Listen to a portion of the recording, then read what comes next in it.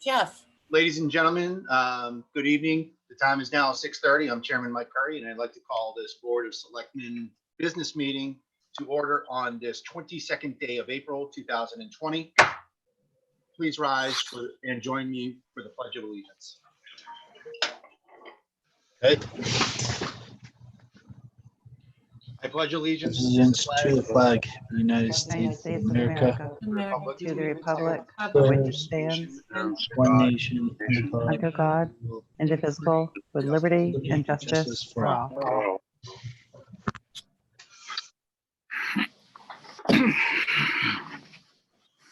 right. We are live on YouTube. And for the benefit of a quorum, I'm just going to do a quick roll call for who I see online tonight. Starting with my Brady Bunch quad in front of me, I have Selectman Diane Haley. I've got myself. We have Carter Terenzini, the town administrator. I see Cheryl Richardson. I see Terry Griffiths. We have Lori Wiita, Jackie Prime, Chief Dickey, Chief Bennett, Luann Royer, Holly Young, says Robert's iPhone. I'm going to take a guess that's Bob Skozik. Yes. All right, excellent. I see Jeff Bennett, Adam LaMontagne, and as always, we have TCTV along for the ride, making sure that everybody's connected. So I will say that we do have a quorum for the Board of Selectmen here this evening. Thank you for everybody joining this evening. Before we begin, I'd like to state for the record that not only are we being live streamed on YouTube, but the entire proceeding this evening will be recorded and available for both TCTV Cable Station 8 and later viewing on our TCTV YouTube channel. Please subscribe to that and click the bell. That way you get the notification anytime we go live. As always, our agenda for this evening has been set no later than 48 hours out by law and is publicly available at the official source for town information, templetonma.gov. I would like to point out, since the governor has placed Massachusetts in a state of emergency, open meeting law has been suspended as we know it and is allowed for flexibility for all public meetings. Understanding this, we will still make every effort to post meetings, hold them publicly, maximize board participation, and have mechanisms for interaction, and as always, have recordings or transcripts available for the public's inspection. I would also remind all citizens of our 4 villages to sign up or register for emergency updates using the Code Red system. You'll notice the icon on our website on the lower left-hand side or the middle part of the screen. You may also text from your smartphone the keyword Templeton MA to the number 99411, and you will get a link back with instructions on how to sign up. Although I have the discretion as chairperson to add and remove from the agenda, it has been set to allow for time, personnel resources, and public awareness. I reserve the right to move agenda items around to best fit our business and guests. Thank you. We are refining our enhanced communications ability. Public comment is still possible via the chat section of the live stream on YouTube. I and TCTV are monitoring the chat section and will address comments and questions as they appear or when appropriate. Remember, this chat area is part of the permanent record, so please state your name and whether you're a resident in Templeton or not. You do not have to put your, in the interest of privacy on a social media streaming platform, you do not have to put your street. Couple Zoom rules of the road,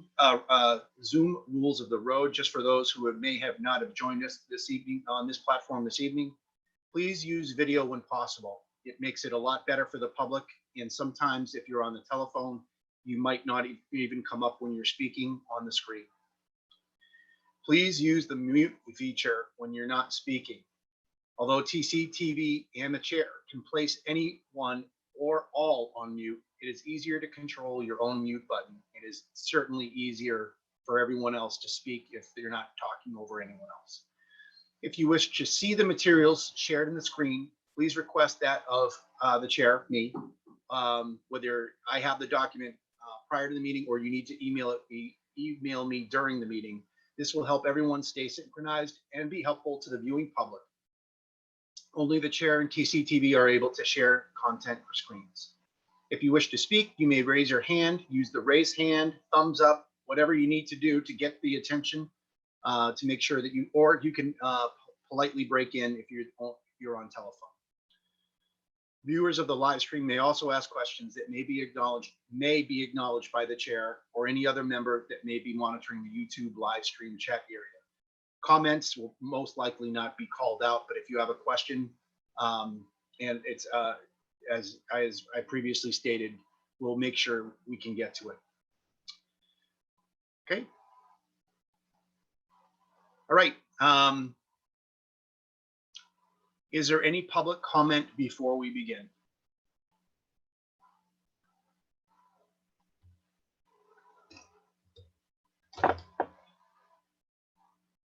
Sure, we can get to it. Okay, I don't see any comments on or questions for public comment on the live chat, and hearing nothing else, we'll move on to the meeting minutes for the 8th of April, 2020.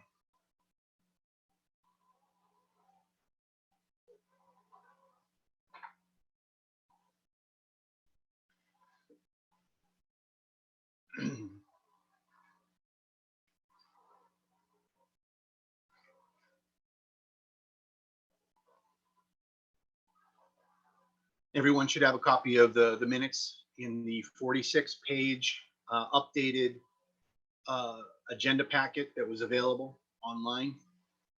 And they believe the minutes start at 6. Mr. Chairman, Yes, I make a motion to approve the minutes of 4/8/20 as presented. Second. I have a motion and a second. Any discussion?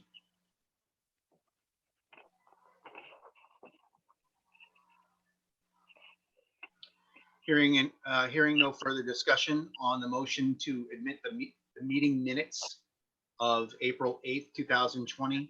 How do you vote? Jeff? Yes. Terry?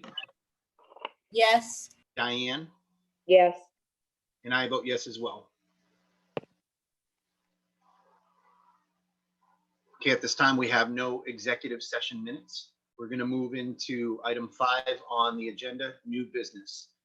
Mr. Terenzini, do we have any introductions of new employees?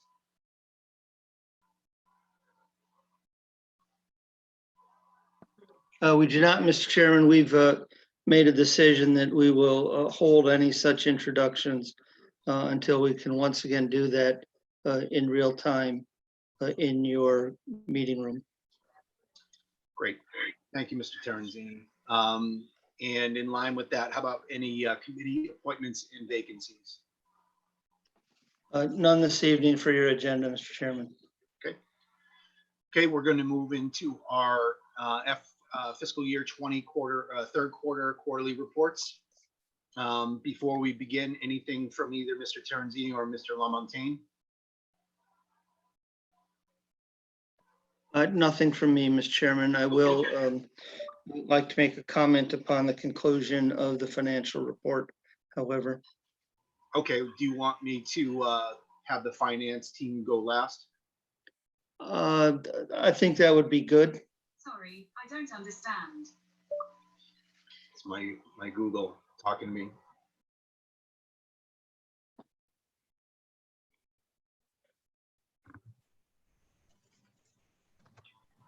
Okay, I'd like to begin with Lori Wiita in Development Services. So first, my apologies for receiving it today. It's been a week. So as Development Services Director, I've participated in many different things this past quarter. We had the kickoff meeting for the Municipal Vulnerability Preparedness. That's been delayed due to the situation that we're in. We're working still with Green Communities on spending and doing the work for the $153,000 grant, give or take a little. We are still working on, Rhonda has helped put a booklet together of available properties for retail sites for the future meeting of the EDIC committee. The building commissioner, we still are very busy. We've issued 32 permits. 8 of those were new residential building permits. Plumbing, gas, and wiring, all very busy. 14 for plumbing, 13 for gas, 28 for the wiring inspector. ZBA, there were 2 letters issued for determination on properties by the zoning enforcement officer. However, neither of those parties have come forward yet with any requests of the zoning board. The Ag Commission has held 2 meetings in the last quarter. All of those meetings are now going to take place at our offices at 160 Patriots Road. Planning Commission, they heard the Templeton LLC stormwater permit. After a hearing and a second part to the hearing, it was reviewed. Their plan was approved with conditions.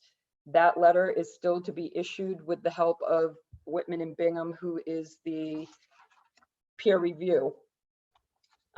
Conservation Commission, Orchard Lane Infrastructure Project was reviewed and approved. I'm sure that's set to start soon. And they did 9 site walks, 8 were for new residential properties. Board of Health, lots of drills. We were pretty busy. We did our Webo EOC drill. We passed 100%, everybody participated. We had the Board of Selectmen, Board of Health joint meeting for the state of emergency. We developed protocols for inspections for all of our inspectors. We're doing screening beforehand, before they go out. And Crows on the Common opened, which was a nice little benefit for everybody. And that's it.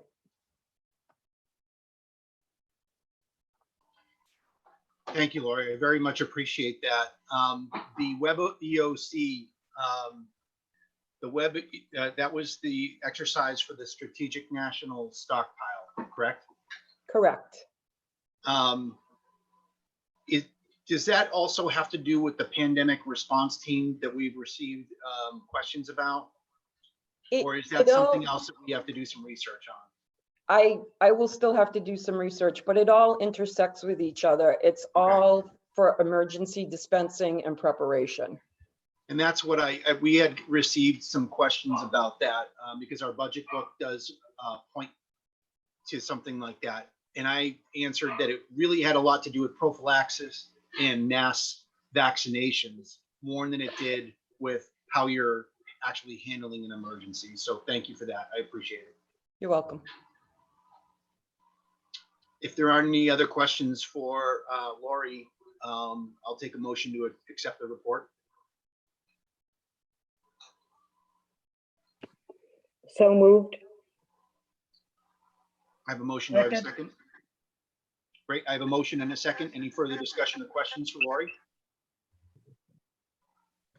Okay, hearing none. On the motion to accept the development services report, how do you vote, Jeff? Yes. Terry? Yes. Diane? Yes. And I vote yes as well. Thank you, Lori. Okay, next up we have community services. Jackie Prime. Hi.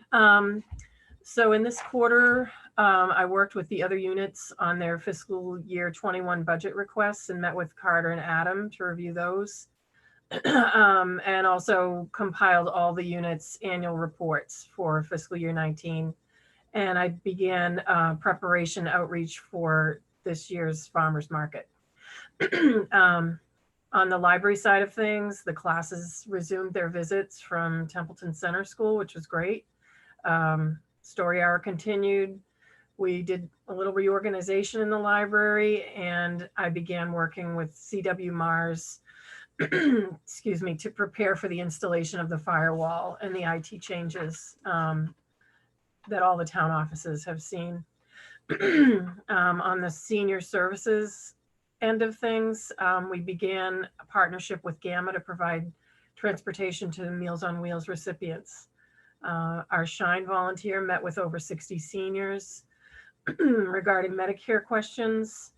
Several residents visited the center to inquire about fuel assistance. A couple new games and activities were added, a blood pressure clinic, and the world tour. For the Cultural Council, they met once in this quarter to discuss upcoming events and their booth setup, which they hold at different fairs that we have. The council had to cancel their March meeting due to this crisis, but they were able to set up at the Cabin Fever show in February in conjunction with the Historical Society. So that was a great event. They were able to, kind of generate a lot of interest for the Cultural Council. So, and they received 4 new applicants as a result of that to be on the council. So that's good. It's an important board. If it doesn't have a quorum, then our state funding's in jeopardy. So, and then I'll just jump quickly to Sheila so that Steve can jump in. VSO attended several trainings, meetings, among them the MVSOA conference and the MVSOA State House luncheon. So that's all I've got.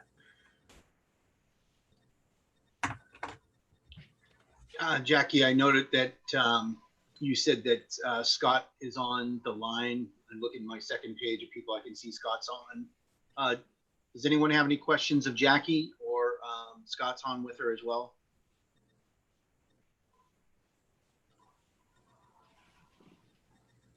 I was just curious to see if the position is that Scott needs for rec department is still ongoing, or how this COVID has impacted the, summer camp and the Gilman Waite being open, the playgrounds.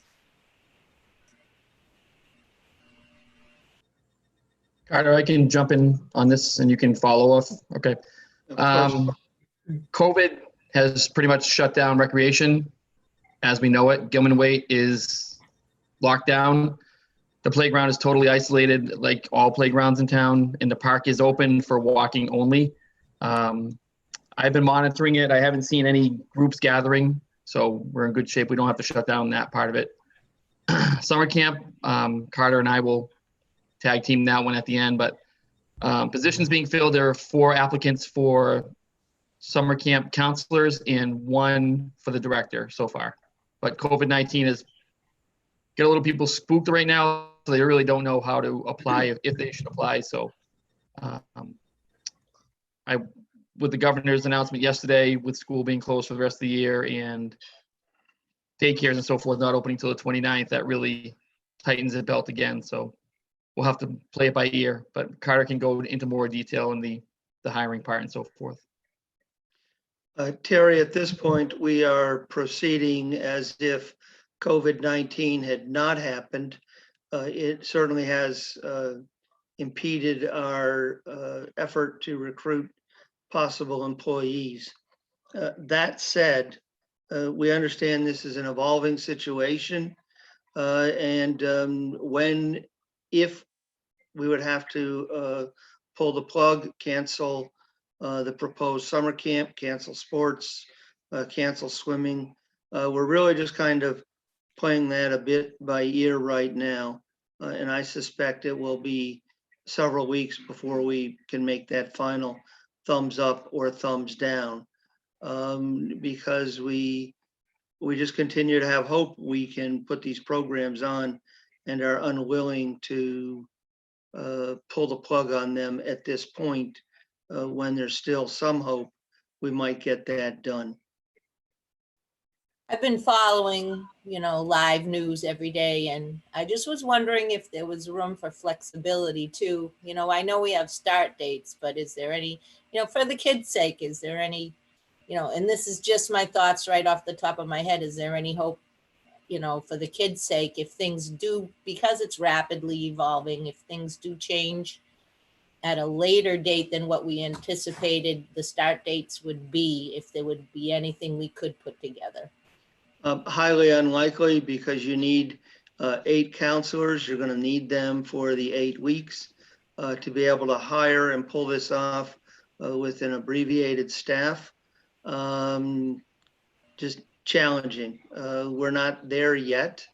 We're gonna continue to hold out hope and try to position ourselves to make this happen. But last minute abbreviated programming, very unlikely we could make that happen. Thank you. As for softball, that's supposed to start now. So registrations are in. We're in a holding pattern on that. We've been in communication with other towns and organizations. And if May 4th comes and things change, like Carter said, then we can proceed with a later season, just a shorter season. But the way, Massachusetts is not even in the gate yet, I don't see that coming up anytime soon. So softball may have to be canceled. But like I said, we'll keep hope, and that's all we can do is wait and see what the governor announces. Thank you, gentlemen. Okay, thank you very much, Scott and Jackie. I'll entertain a motion to accept the community services report. So moved. Second. I have a motion and a second. Any further discussion or questions for Jackie or Scott? Oh, we didn't hear from Steve Castle. Oh, I'm sorry. I went off of Steve. Are you gonna? I'm sorry. Were you gonna brief separately? Sure, I can give you a brief. I'll be very brief. I'm sorry. That's all right. And it's staring right at me on the bottom of the screen too. That's quite all right. How's everyone tonight? Good. Thank you for being here. So I kind of put a list together chronologically. It's pretty brief. We started the year actually pretty slow, and people that we wanted to do videos with wanted to do it in March, ironically. So we put some things off and used that time to plan and organize our content for the next 6 months. And we worked on a partnership with the Festival on the Common, formerly the Arts and Crafts Fair. They're going to allow us to see if their vendors want video sponsorships and things like that. And they're a good candidate too for a meeting at Scout Hall, because I met with them in somebody's house. I started an informational messaging about TCTV, but that kind of got preempted by COVID. We did the Cabin Fever show sponsorship up to Cabin Fever, up to that show, and it went well. Brian reported they got some extra people in there, some extra collectors and some people that day to see the Cabin Fever show, and also that the sponsorship brought some people into his store. So he's going to repeat that with the videos that we took at the Cabin Fever show this year. And we're looking at another sponsorship as well with that. So Hannah's been working on the Templeton's music shows, and she did a really neat thing recently and made some singles. So I remember 45 records, right? We can actually put a single up on the night and then direct people to a longer show, say by one of the artists. And I think that that's neat to do. We completed research on the new broadcast server. Sean and I looked at several demos this year. We've submitted the paperwork and we're ready to go. So it'd be nice to know if that's going to happen. And if not, I would, if there's a problem with it, I would ask that it be reviewed by the select board, because we're running out of time to get that in this fiscal year. And that brings us right up to COVID, and what we've been doing there with Zoom and the updates on Facebook, and Hannah's working on video productions. And one other thing I forgot to put in there, Adam and I worked on job descriptions for media assistants and a marketing coordinator for the next fiscal year, which would be very helpful for us. And that's all for me.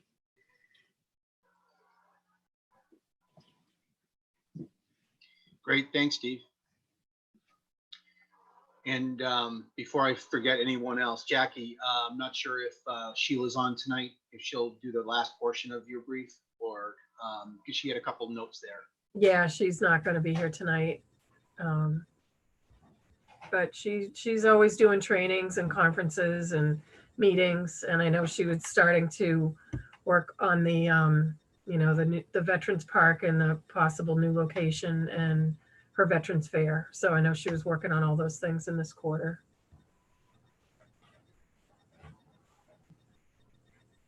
All right, great, thank you. That does conclude, I think, the community Excuse me, services Mr. briefing. Chairman, sorry, I had my hand up. Sorry, yep, please. May I please ask a question? So my question would be directed towards Steve. Research has been completed on new broadcast server. Paperwork for purchase has been submitted. Who approves that? Where's the paperwork been submitted? Who approves it? Do we have to vote on it? And was it part of the budget for this year, or is it part of your budget and you just need approval?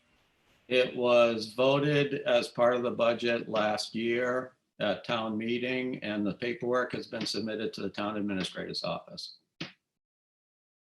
So Mr. Terenzini has to sign off on that.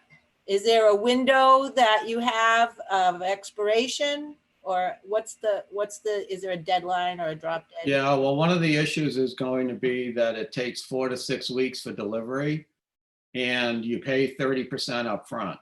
So if we ordered it now, you'd pay about $11,000. We're getting it for under 34. We line item budgeted it for 60,000. So we're getting a good deal, and it's right in the spot that I dreamed of a few years ago to get a broadcast server in. So, I'm afraid that we're not going to get the whole purchase done in this fiscal year.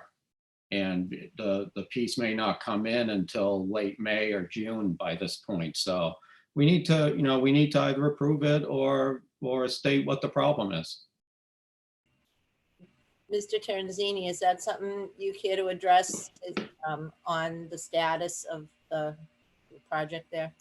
It's been a matter of priorities. We've had simply higher priorities over these past 2 weeks or so. I'll have made a note of it, and I will take a squint at it first thing in the morning. I will say that the town of Templeton and no town pays deposits up front, so that will be a substantial problem. But we'll see what we can do to work around it. We've had this issue with other contractors and vendors, and when they're faced with the provisions of statute that prohibit that kind of payment, each of them has understood and accommodated the sale without requiring that deposit. We'll take a look at that in the morning. Would the attorney address that, or is it something that you're able to do? And has COVID impacted that as well? COVID has certainly made other items take precedent over some we'd like to work on. But the paying ahead of time before service is rendered, that's statute, and that's simply a practice that the town decided to honor about 4 years ago. We don't pay upfront for anything. Haven't done that in at least 4 years.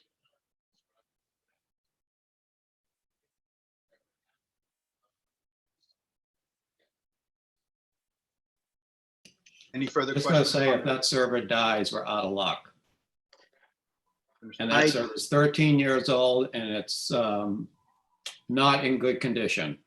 I see don't- software failures in that server every week.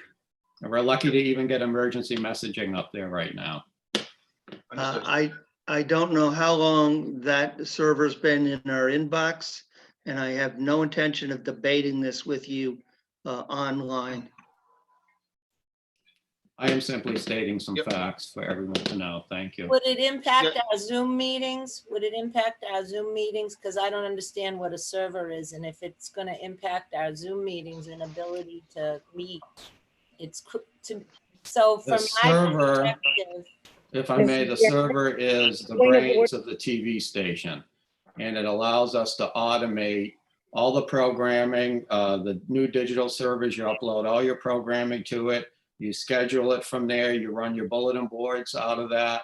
And we will also use a new service to do digital displays and have a digital display signage network throughout the town and possibly the region, because that's the way to go with a new TV station. If we do a new TV station, it should be Yeah, digital we're over up. the top Steve. with Yeah, digital I see signage. that, but I don't, that's not in the report and you're kind of going off topic. No, I'm just telling you what the server will do because it was a Understood. question. That's all Yeah. I'm saying. Okay, Diane, This discussion should not happen online, understood. taken offline. Are there any other questions on the report given to us this evening, the third quarter report? Okay. I will entertain a motion to accept the community services report as submitted. So moved. I have a motion. Do I have a second?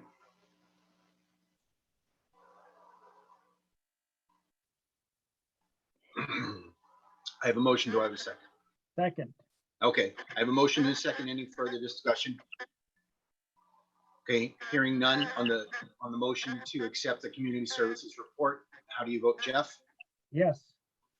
Terry? Yes. Diane? Yes. And I vote yes as well. Thank you, Jackie, and your team. Appreciate it. Thank you.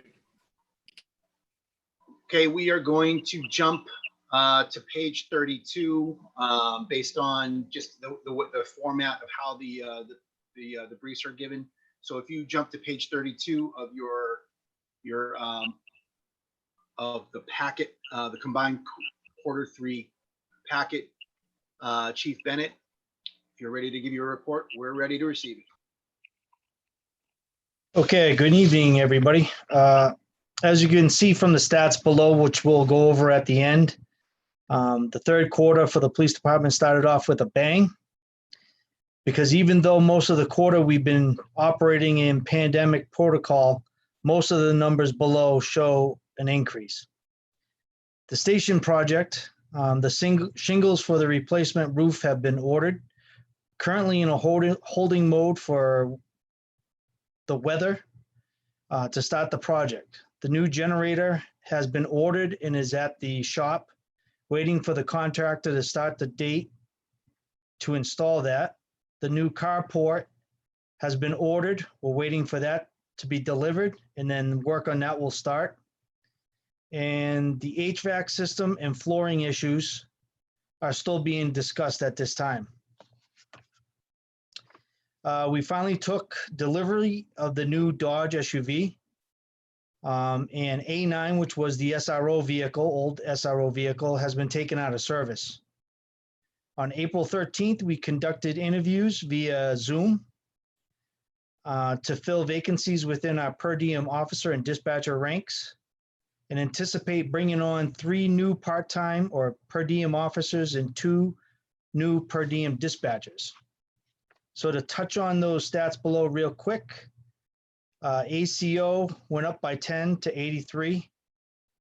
Arrests almost doubled or tripled, I should say, to 15. Assist other agency, 44. Incidents, investigations stayed about the same at 87. Restraining orders went down, which is kind of surprising. Parking tickets almost doubled. Motor vehicle citations almost doubled. Motor vehicle accidents went down. LTCs issued stayed about the same at 74. One reason why they did not increase is because we put a hold on any new LTCs. We're only doing renewals, which you have to do by law. You'll see police calls for service increased by more than 500 calls. And total calls into dispatch increased by almost nearly 600. And that's about it for me at this time. Mr. Chairman, can I ask the chief a question? Yes, please. Why are you not doing new LTCs? Because of the more contact you have to have with a new LTC. Because of COVID? Yes. On a Okay, new LTC, you have to take fingerprints of all the new applicants. okay. That's why. All right, thank you. Yep, no problem.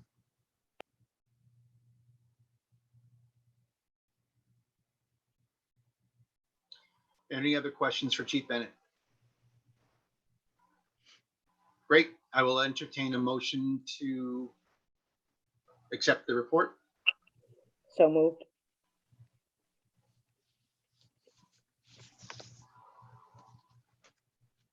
Second. Great, there you go. Motion and a second. Anything further? Okay, no hands raised. I can see on the motion to accept the town police department third quarter report. How do you vote, Jeff? Yes. Terry? Yes. Diane? Yes. And I vote yes as well. Thank you very much, Chief. Have a good night.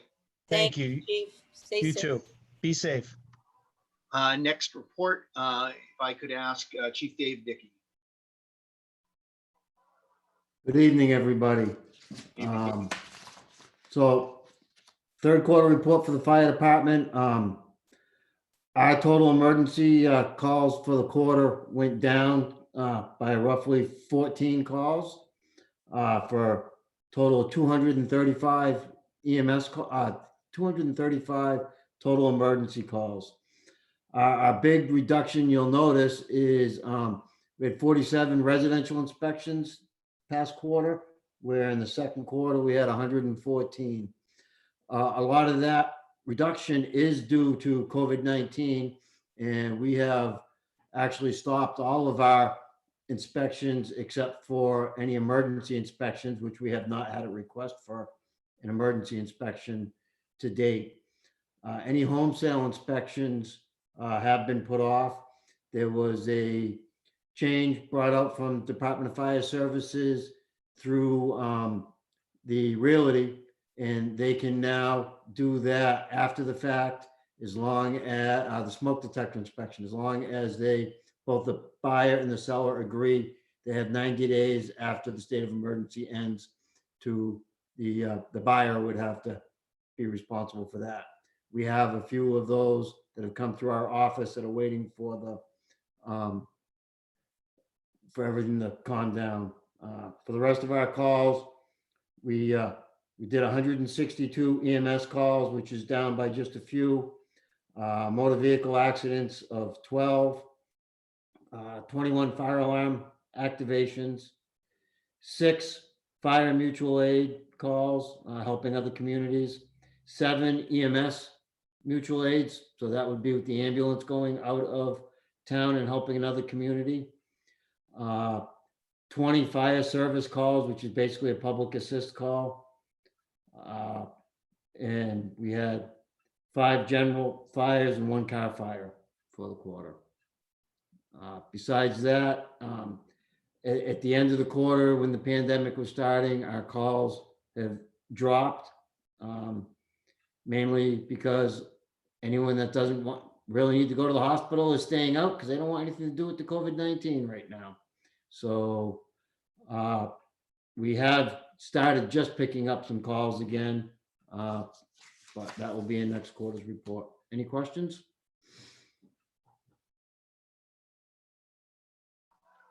Chief, thank you for your report. Are there any questions?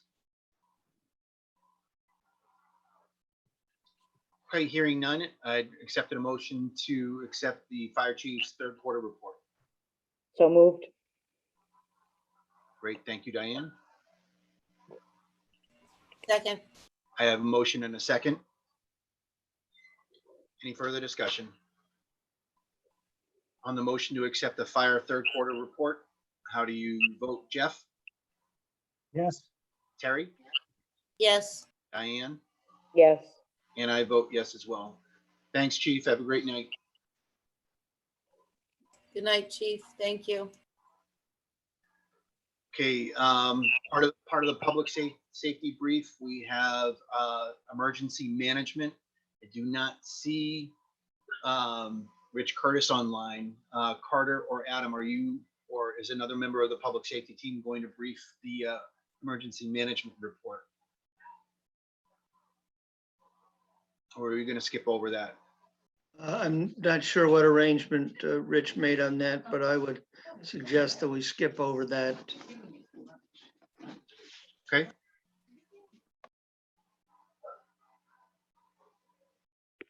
Mr. Chairman, Yes, Diane. now more than ever, emergency management reports are needed, and I'm Understood. disappointed. If I could just, Yes, go ahead, Adam. Holly, could you just contact Rich Curtis, because I think he wasn't on the department head list. So just if you could give him the meeting ID and the passcode, just so we could call in. We could circle back with Rich Curtis. All right. Yeah, that would be Okay. great. Thank you. And we can just put them into the end of the reports. Next up, before we move to the financial team, DPW, Bob, could you give us your report? Good evening, Mr. Chairman and Board. On buildings and grounds in January, we focused on completing the FY 2021 budget. And due to several small ice storms, the crew spent a lot of time keeping walkways clear for the common buildings. The buildings and grounds crew, they reorganized the garage down there and made some shelving, big improvements, well needed. And they started some spring cleanup when weather was permitting. The cemetery foreman is currently working with MRPC on discussing some mapping projects for the future. The buildings and grounds also received a new F-350 pickup truck that's been added to the fleet. It's been working out real good and well needed. And they went through the Conex box at Green Lawn Cemetery in the basement of the senior center, sorted items out for the future FY 2021 auction. On the highway side, the addition of the hot box and availability of hot top from Draker plant has been real helpful, and enable us to continue filling potholes during the winter months. Using this type of asphalt is less expensive than cold patch. Construction improvements at the highway barn are approximately about 80% complete. Research into accepted town roads have revealed that we have 22 roads that are not included in Mass DOT listings, which we are currently still working on. Once those are approved by MassDOT, that should increase our Chapter 90 monies. Continue cleaning catch basins throughout the town. When weather was permitting, we had some trouble spots, so we started a little early. And the crews cleaned up and trimmed branches that came down throughout the winter months on the town roadside roads throughout the town. That's all I have. If you have any questions.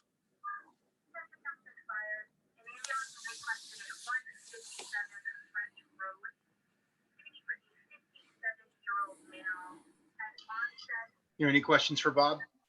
Just a reminder, this is third quarter financial report. I'm sorry, the third quarter report. If there are no questions of Bob, I'll entertain a motion to accept the DPW third quarter report. So moved. Oh. Jeff, did you have a question, or are you seconding? Motion to accept.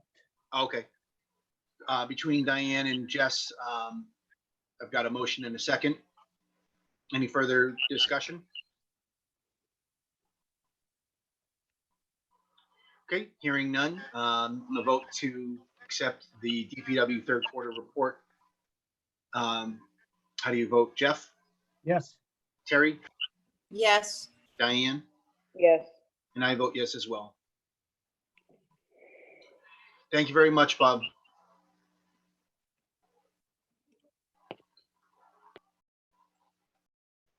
All right, looking at the grid, I can see we're ready for the finance team. In order, I've got Kelly, then Cheryl, then Luann.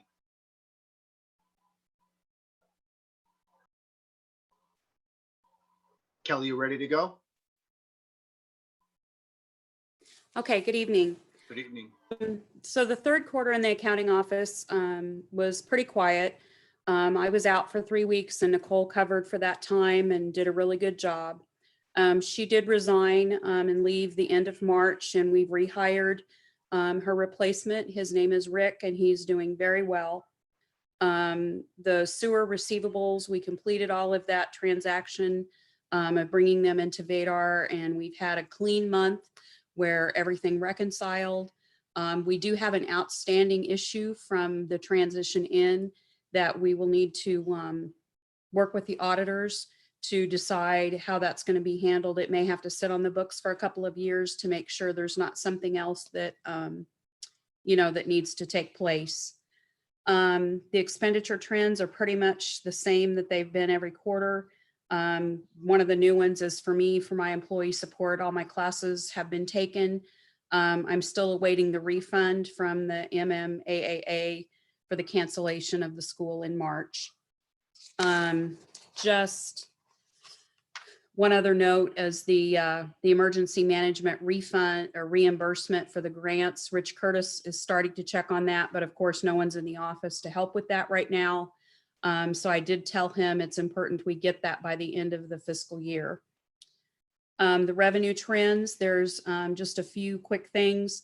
I worked extensively with Eric Baker. We finally have gotten to a reconcilable point with the police details. They have been out of way before 2012. They've not balanced, but we now have finally gotten that resolved. So you'll see a huge bump in the police fees in the revenue. The meals tax, we've got 3 payments and we're right at budget, what we had budgeted for. So the 4th payment that we get will be excess. Again, the investment income is the same. And the skateboard park, I've sent out a second request to the other donor. They're now back from Florida and I have a good address for them. And just for information, I know this has been a hot topic. The ambulance fund as of 3/31 has $318,000 sitting in that fund. And pretty much that's all I have for my portion. And actually Luann would go next. Mr. Chairman, Yes, Diane, I have a question for Kelly. absolutely. Yes. How much out of sync with the sewer department? I didn't get those papers. It's probably, but it's around 7,000 some change. Okay. 2,000 of it is refunds that are going to be due sewer users from prior years that's sitting out there that, is still a discussion of, what they want to do with that. But there's about $5,000 that's not accounted for. I do believe now that, I've worked with Carol for some time now in Vadar and been able to see transactions. I think it's billings that were billed out that we never got. So the money came in, so the money's sitting there, but we never had the billing for it. I think it's probably been, several years of that would cause that difference. So that's what I think it is.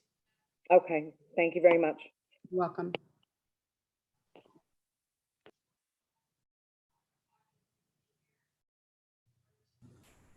Hit the wrong button. Any other questions for Kelly before we move on to Luann?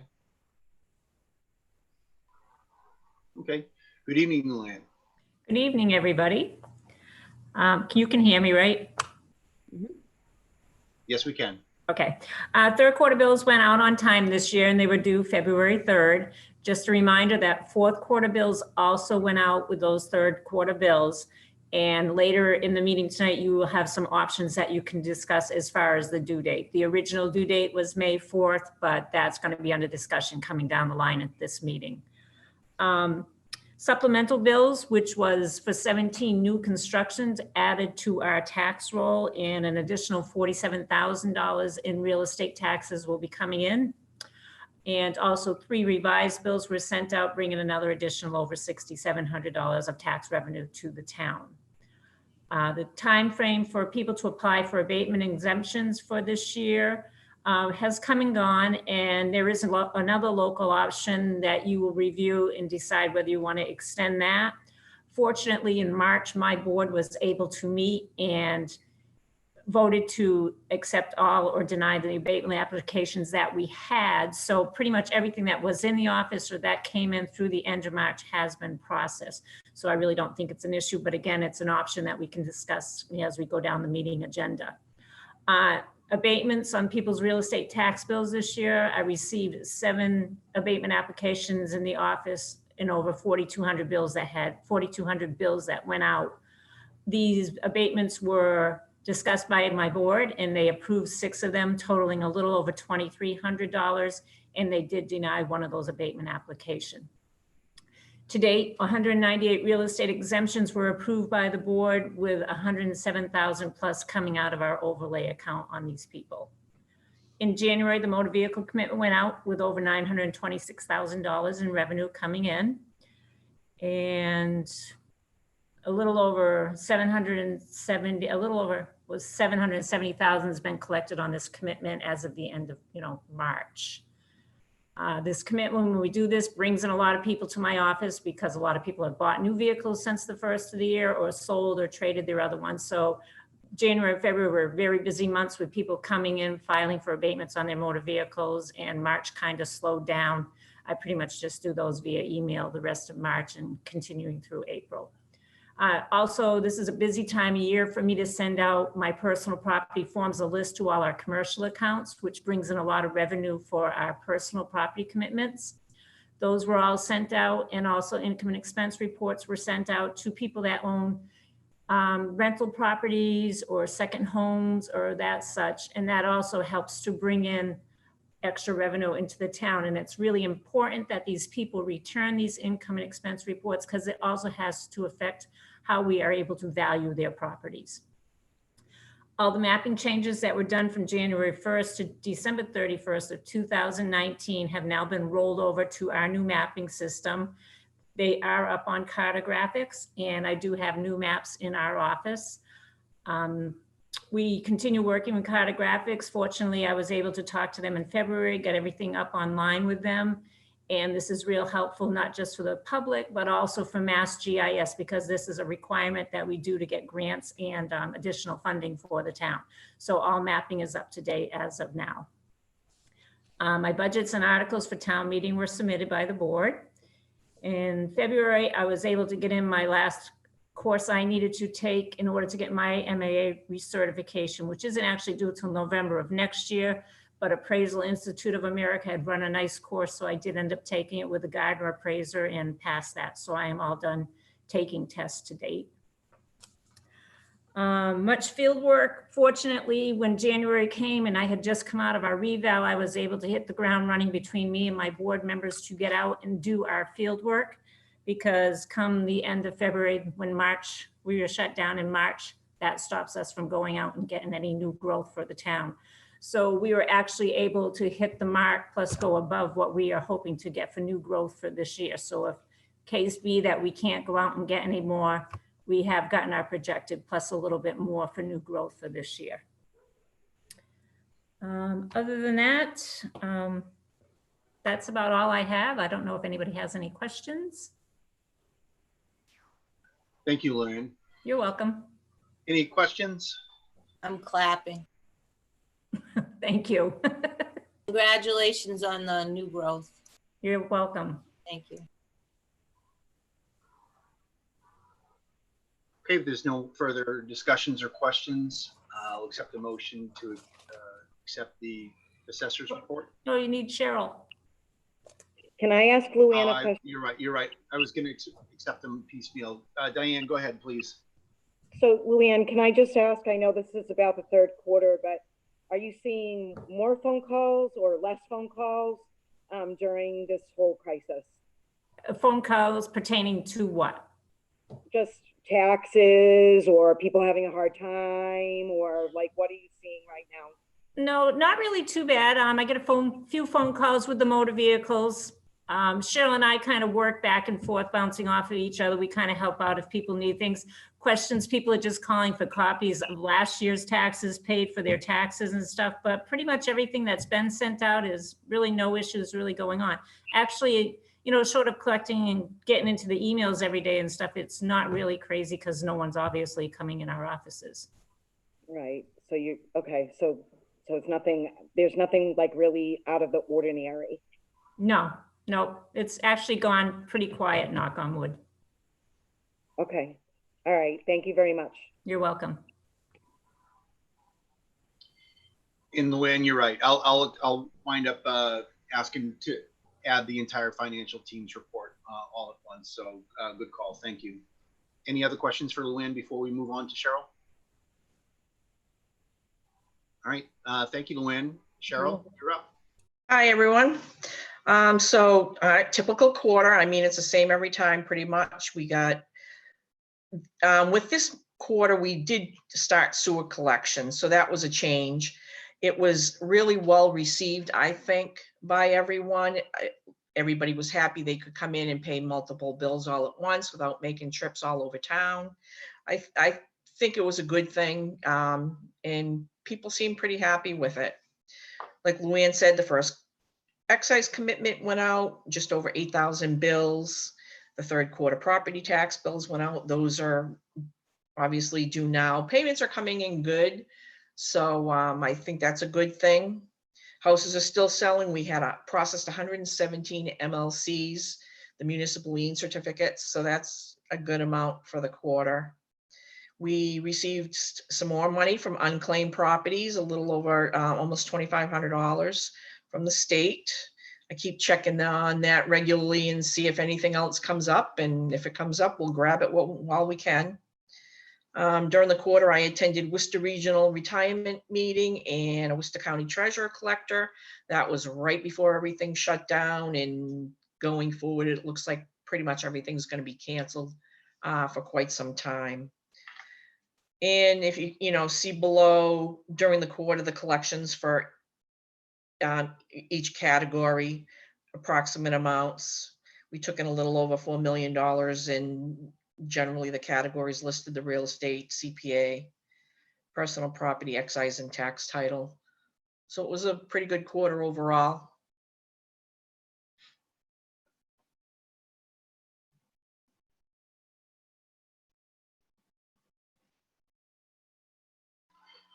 Great. Thank you, Cheryl. Just looking for any hands or any questions that you may have, or that the board may have. Mr. Chairman? Yes, Diane. Well, I'm going to ask Cheryl the same question I asked Luann, and I know Luann said that they tag team, but are you seeing anything extraordinary during these times for phone calls? Not really. I was really surprised that we're not. I thought it would be a constant, and it doesn't really seem like it's an issue for people not being able to get into the building. The drop box has been working great. I try to empty that a couple times a day, but that's really working well. And online payments are up. So it hasn't really seemed like a big issue, and I haven't gotten a lot of calls. And it is, what I'm getting is people probably doing their taxes, asking for what they paid the prior year. So it hasn't been bad at all. I guess I'm wondering if we're going to see a hit, meaning that people are going to not be able to pay with just the unemployment rate surging now, and not, I guess that's my concern. Right. For both, and Luann, to have to tag team calls and people not being able to pay. Maybe it's too soon for me to be asking each of you that. Yeah, I haven't had anybody. Yeah, I haven't had anybody even questioning that at this point. So it, like you say, it may come, but it hasn't been a problem yet. But everything's been going along smoothly. Okay. Yeah. All right. Thank you very much. Cheryl, I got a quick question for you. Yep. We've shifted our methodology for our collections, and we've moved to a lot of online pay. I think one of the things that I saw were how UniPay charges about some of how these other vendors that we use to basically get capability wind up charging a little bit more. It's certainly not something where we mandate how much, but are you able to speak to the different collection methods that we still have, whether it's people mailing checks, people using online, any of the fees associated with it that aren't specifically hours? Yeah, the fees are listed online, and that is definitely, that's Unipay's. The fees are there at their discretion. That's not up to us at all. And it's really based upon the way you pay. A Visa over a MasterCard, or if you pay through your bank account, it's only a quarter. So if you pay that way, you're not even paying the price of a stamp. So, you know, and that's one of the options that they have. We're getting a good portion of mail, and the increase in online really surprised me. A lot of people are using the online, and they don't seem to have a problem with the fees that are being charged. So I'm not sure if that answers your question. Yep, I just heard, it answers my question. Carter, you had your hand up? No, Cheryl addressed the 25 cents. If Yep. someone's paying with an online check, the other fees are if one is using a credit card. But for those paying by check, 25 cents less than cost of a postage stamp and far less than driving up to town hall. Great, thank you, Carter. Thank you, Cheryl. Any other questions for Cheryl? Okay, Carter, you said you wanted to have some minutes after the financial team brief. Well, I just, this is not with direct reference to the third quarter, but I know there have been some questions from the advisory committee and others as to what the impact of COVID-19 will be on this fiscal year and on the upcoming fiscal year. Depending upon your final action on some of your other agenda items here tonight, such as the actions with respect to the tax due date that Luann referenced, we have already exceeded most of our budget markers just at the end of the third quarter. So for instance, by the end of April, we will have collected an amount of monies on excise tax equivalent to what we projected for the entire year. So we're in very good shape, I think. We're looking to be in good shape for fiscal 21. Wild card obviously will be the state aid, House 1, and that memorandum will be circulated tomorrow to include any actions you take tonight. But at least for FY20 and FY21, I think the town's going to be in very manageable shape and should not cause any great worry. The out years, we need more months behind us to be able to project FY23 and out. Rookie question. If we go into a 1/12 budget, would it still be the same predictions that you're saying? It's a rookie question. Well, if we might,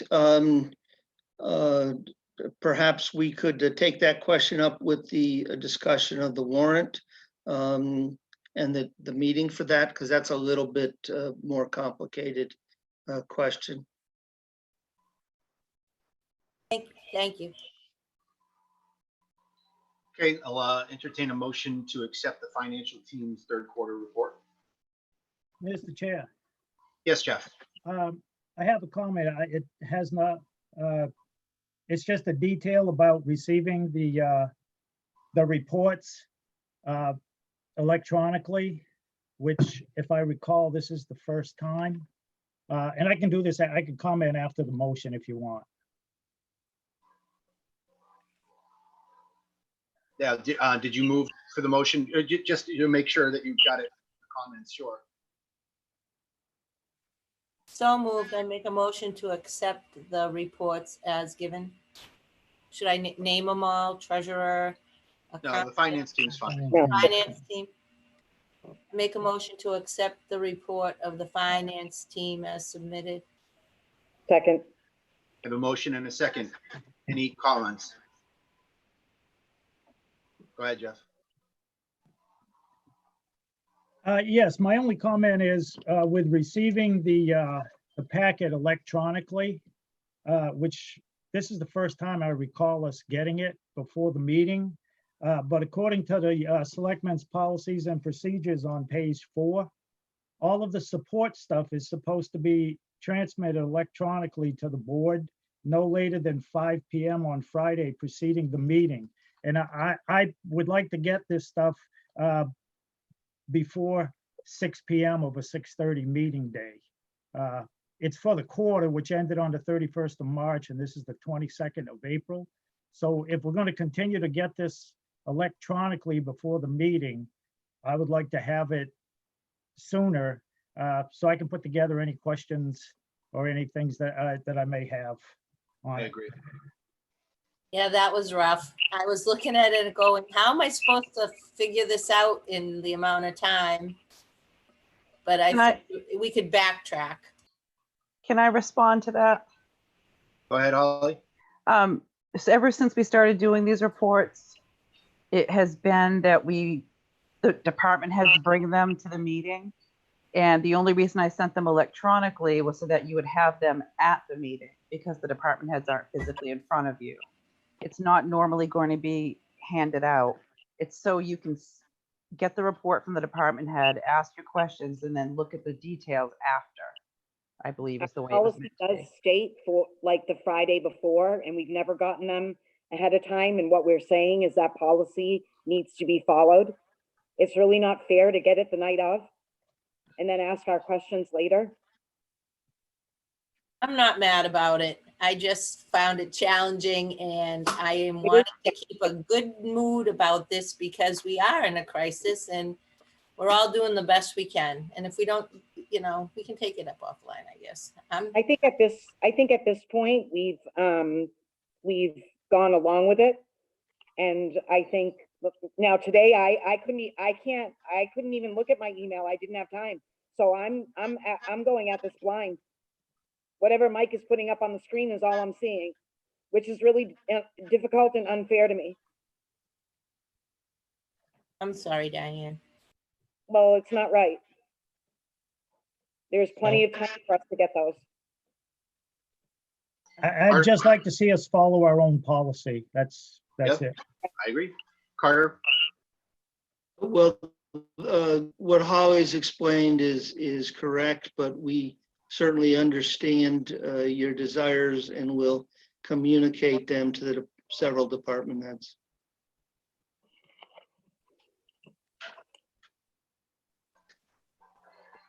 Okay. Good points. Any other discussion? Okay, on the motion to accept the financial team's report, how do you vote, Jeff? Yes. Terry? Yes. Diane? Yes. I vote yes as well. Thanks to the finance team. Appreciate it. Thank you.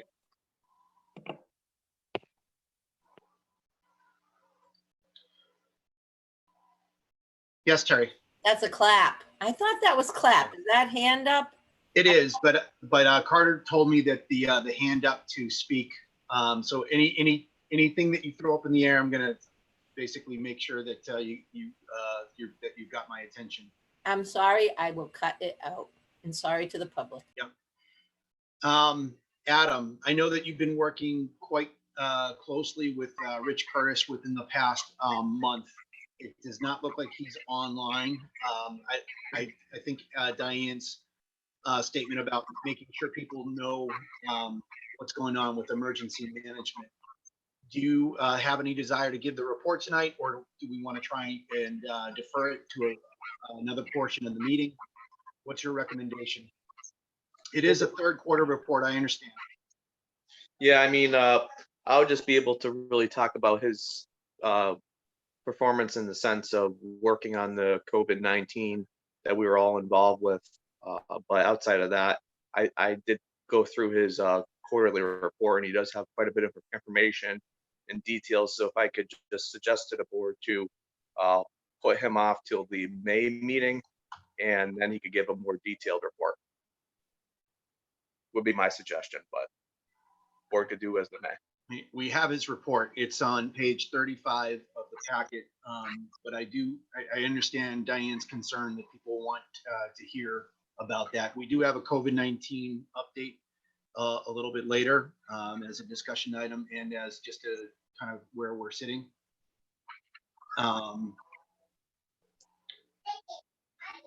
But if he's not, unless we're going to read it verbatim, I would just ask the board to accept the report as it's written.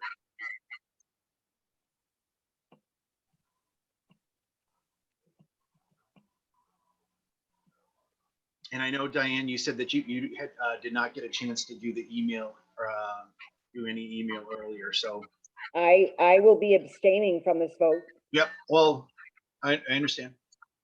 Well, it's not being reported. I got it. Mr. Chairman, I was looking at the report, so I wasn't aware. What are our options again? Because it is a good report and I'm looking at it now. It looks like they've been working right along.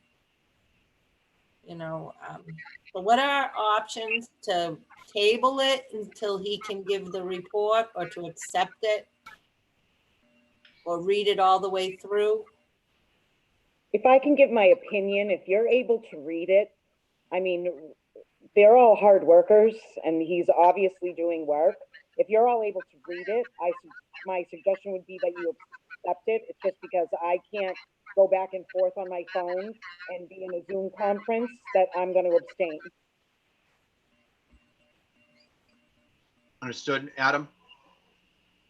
I just asked the board to just have Rich show up for the May meeting. That's all. Okay. Do I hear a motion to table it until the next meeting? I would make that motion. Is that so moved? Yep. So moved. I have a motion to table the emergency management quarterly report. Do I have a second? Okay, then I'll second. Okay. I have a motion and a second. Any discussion? Okay, and the motion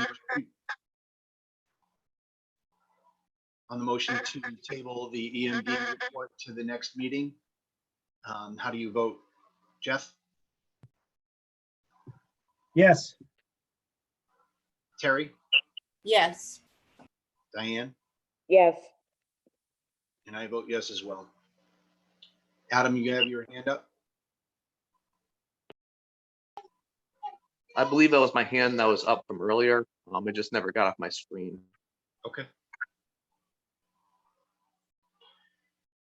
Okay, moving on into, that was going to be our last report. I don't think that I've missed anyone.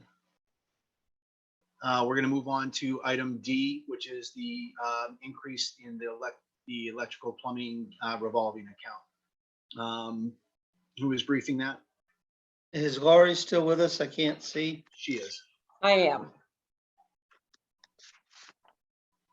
So, as you can probably guess, I couldn't possibly have predicted the boom in building in Templeton, and my understanding of the revolving accounts for our inspectors was a little skewed. The hard work that they're doing, where they're paid based on the inspections that they do in an 80-20 split. The recommended limits that I put out there were not sufficient for what is actually happening. So what I'm asking, please, is if we could go from $7,500 for plumbing and gas to $12,500 for FY20, and from $12,500 to $17,500 for electrical, also for FY20. And I'd like to carry those same amounts into FY21. We did do, with Rhonda's help, we pulled our comparison communities and came up with numbers that are an average. as you can see from the table that's in the memo. And actually, the memo I'm seeing on the screen is not the updated. I do not believe that we got an updated memo, and the motion that I have does not talk about FY 21. Does someone want to explain that to me? Diane, this is Carter. I'd be happy to. Lori did do a revised memo, which had a table showing what are paid in each of the other towns, and does reflect the motion. Our apologies. This means of operation has limitations, and I honestly don't know what happened, but we did not get the amended memo into the package for you. So the motion is the appropriate amounts. Okay.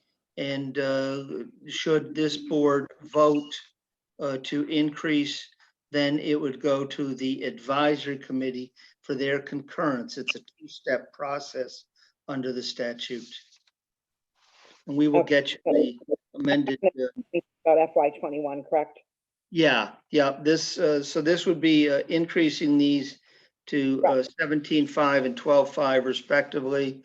And when we go through the warrant, we'll show you where that change was made to correspond to that. And we will get you that revised memo out tomorrow morning. Okay, thank you. So, Mr. Chairman, Yes, go ahead. I make a motion to increase the amount expendable in the electrical revolving fund from 12,500 to 17,500, to increase the amount expendable in the plumbing and gas revolving fund from 7,500 to 12,500, and further to forward this approval to the advisory committee for their action.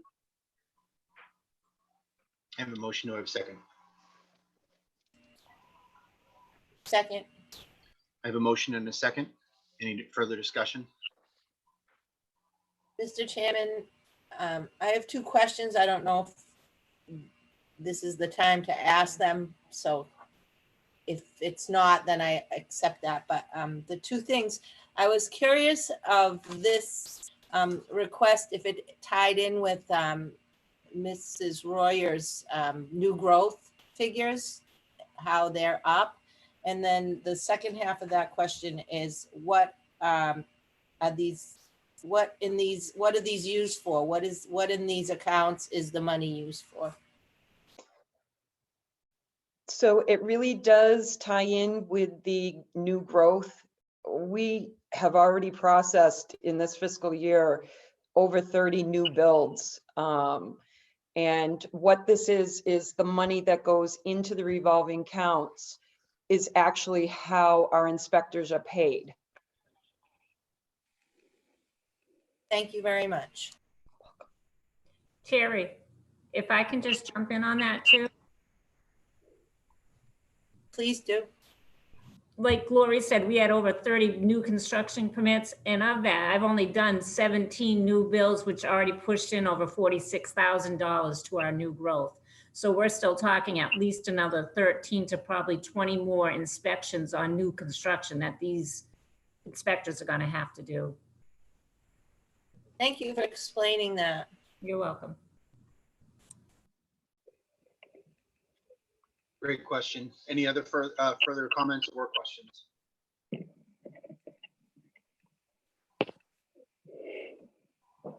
Okay, hearing none on the motion for the enterprise gas, plumbing, electric enterprise fund. How do you vote, Jeff? Yes. Terry? Yes. Diane? It's a revolving fund, not an enterprise fund, and I vote yes. All right, revolving fund, yes. And I vote yes as well. Hands up. Thank you.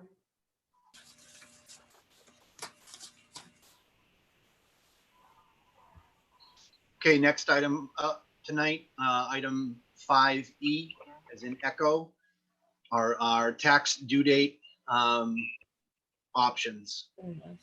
Carter, are you briefing this one? Yes, the legislation has 3 specific actions that you could take to provide some relief over the next few months. The first is that real estate taxes are currently due on May 4. You have the authority to defer them until June 1. We are requesting that you do so. The second is you have the authority to waive interest on certain payments on anything that had a due date after March 10 up until June 30. We have only one bill that went out during that window and is due back within that window, relatively small amount on the excise tax. Given the fact that we're recommending the June 1 extension on the real estate, we don't see the need for this particular option to be adopted. And in fact, the treasurer collector already does have authority to waive up to $15 in interest and fees. So if this goes on at some length and she thinks that relief is needed, she has some flexibility. The third is that you could extend the due date for abatement requests. The original date was March 31. However, the Board of Assessors received all those. They did not receive any applications after March 30. There have been no calls requesting any for the same. And Luann recommends that we not accept this option. So of those 3 options, the staff is requesting that you extend the due date for the 4th quarter real estate to June 1st. Happy to answer any questions on the other options. We have Luann, and I'm not sure if we still have Cheryl with us.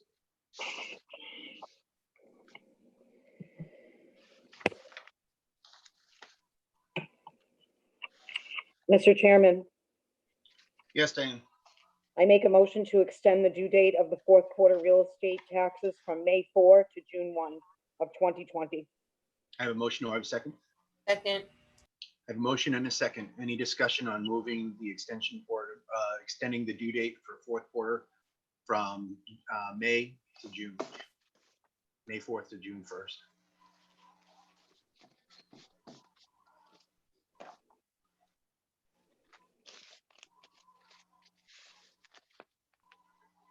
Okay, hearing no further questions, raises, or otherwise on the motion to extend the due date for 4th quarter tax from May 4th to the 1st of June.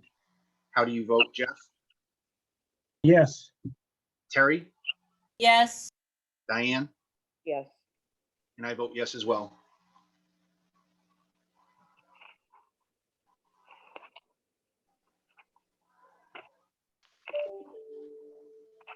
Do we have any other pending motions within that, within this section?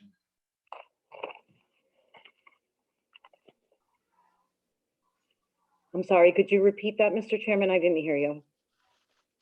Yep, just based on that report, I wanted to know if there were any other, based on the recommendations, are there any other motions? Hearing none, we can move on and with the. Sorry. It's okay. Okay, we're going to move on from tax items to Baldwinville Elementary School disposition.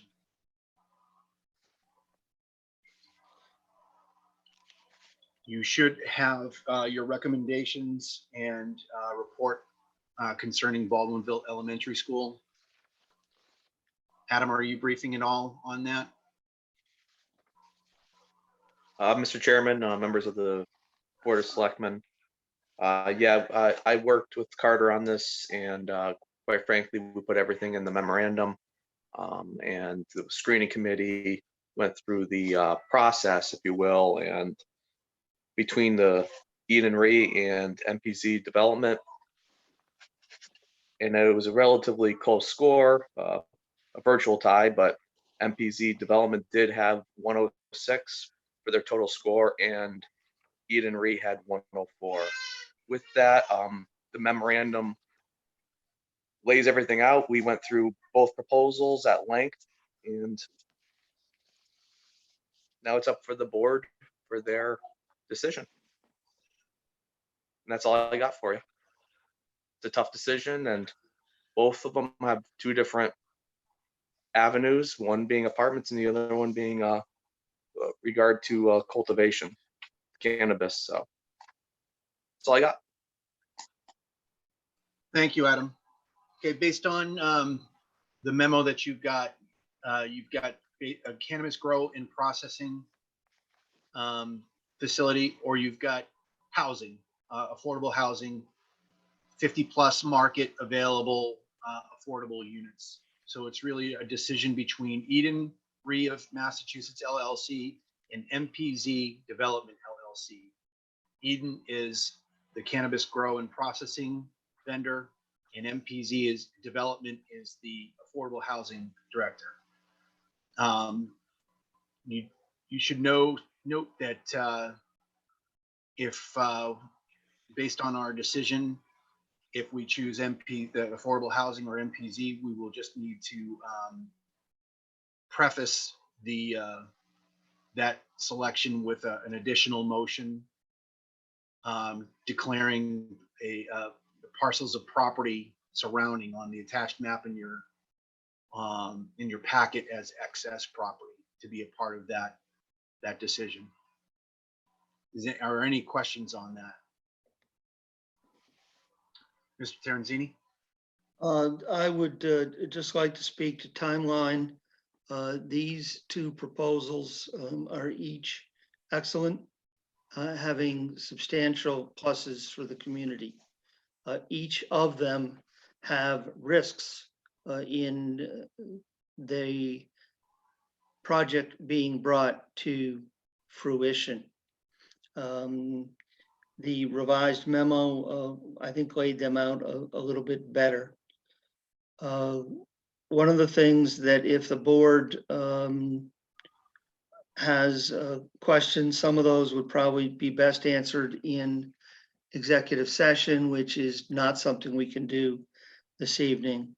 And I know this is a very large decision, very important decision. And I want you to be aware that you do have some time to consider this. If you feel that you need more time to fully review the proposals and weigh out the pluses and minuses. So if that's of concern, if anyone's feeling rushed, I would ask Adam, I can't recall if we allowed 60 days or 90 days for a decision by the board. That clock started basically April 1. So you certainly have another couple weeks if you need be, whether that was a 60-day hold or a 90-day hold. Excuse me, Mr. Chairman, would that be an executive session? How would we deliberate on that? No, I think what Carter meant is if there were any specific questions that we could not answer, that we would have to go into executive session. But the decision that we can make tonight for either one of these would be an open session. Does that explain it, Terry, or does Carter? So am I to understand that we can take the recommendation or change the decision? So if I can, as part of this process, we wanted to involve a group of citizens, and we did do that. Lori and Adam put together a 5-person panel, one from the advisory committee, one from the neighborhood, one from the select board. I believe we had the historic commission, and I can't recall who our fifth member was. Housing. So they have given you their scores. It is effectively a tie at the end of the day. It's 106 points for one, and it's 102 points for the other. The revised memo, the initial memo, and then the revised memo lays out in greater detail the pluses and the minuses. And so if you have no questions and are prepared to vote, then by all means, you could do that this evening. Just bear in mind that if you think you want to designate MPZ as the preferred developer, you must first vote to declare the additional lands on parcel 407 surplus. If you believe that you have simply a desire for some more time, we can put this on the May 8th agenda, and that is within the window that was laid out in the request for proposals. If you believe that you have questions, we would do what we could to answer them in public, but some of the questions we might say need to be best answered in executive session because they might be related to lease negotiations or sale negotiations. And that executive session could not happen this evening. We have sorted out an alternate way for you to be able to hold executive sessions in virtual time, but we would not be able to do that this evening for you.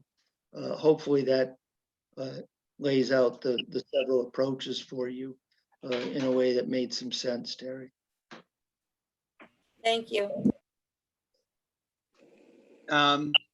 Couple comments on from Diane. Diane was part of the selection committee. Is she able to vote? Was a question from Mr. May on YouTube. I see no reason why not.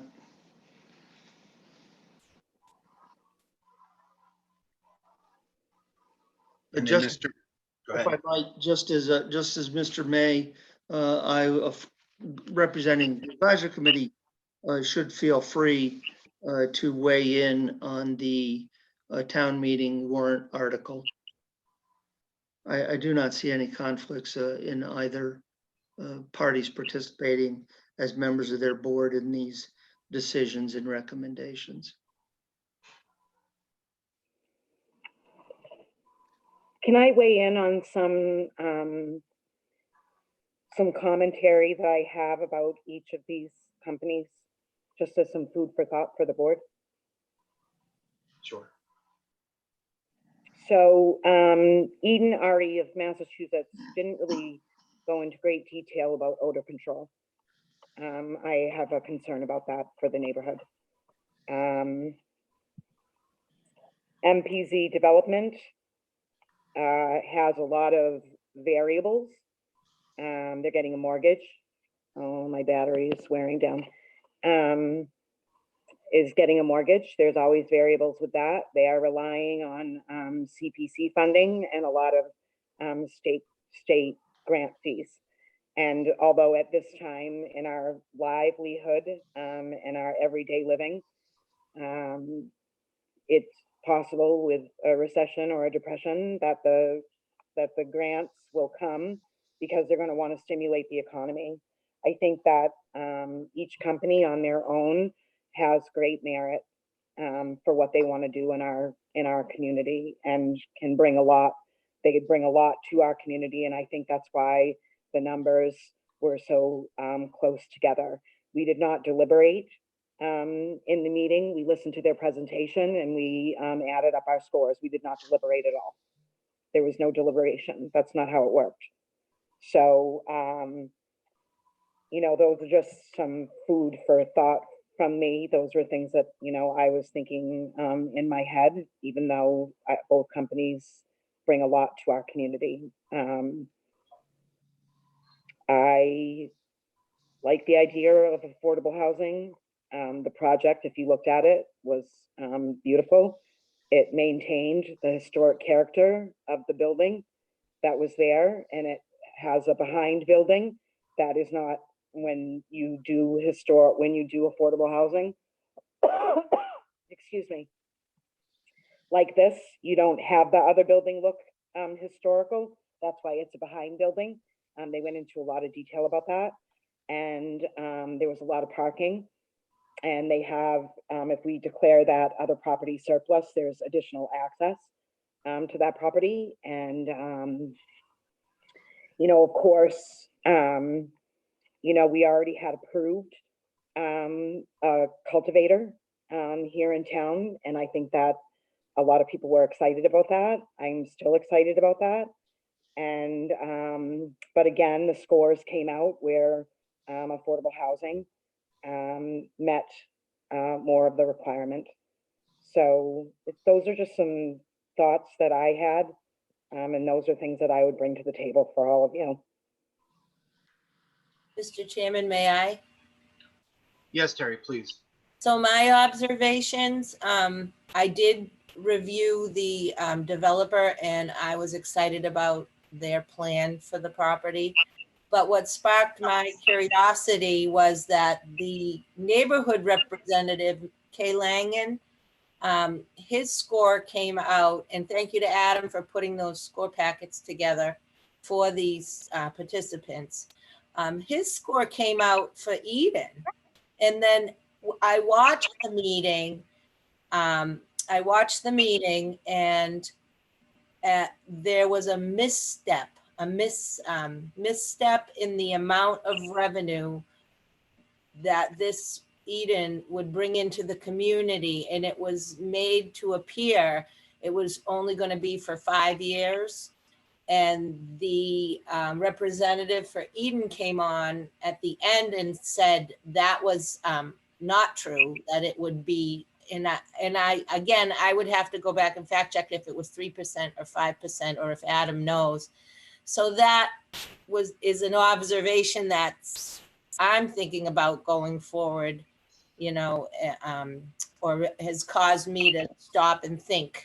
I do agree that we need housing and that the score is 106, and I would like to see that come through. But what caused me to think was the neighbor and the amount of revenue coming into the community would, that miscommunication of the amount of revenue, that it would continue past the amount that it was originally stated. So I don't know if anybody. We were allowed to fix our scores at the end. You were allowed to? Yes. We heard his comments and then we were allowed to change scores if we wanted to. Okay, thank you. Carter, you had your hand up. The proposed paying $500,000 for the building, and then 3% of the gross revenues thereafter, with a 0% host community agreement in the first 5 years. The challenge that I need people to be aware of is that we are working through with council how to create an enforceable mechanism to collect that 3%. For those who were on the board when we had discussions with the prior potential developer, you may recall some of the conversations that we had around this. I think that it was worth exploring, but it is something that we would need to explain to the board with council in executive session. And that's where this balancing pluses and minuses comes out, because certainly the potential of receiving that money is a strong plus. The challenges in crafting the enforceable mechanisms for it is something that you need to be thinking about.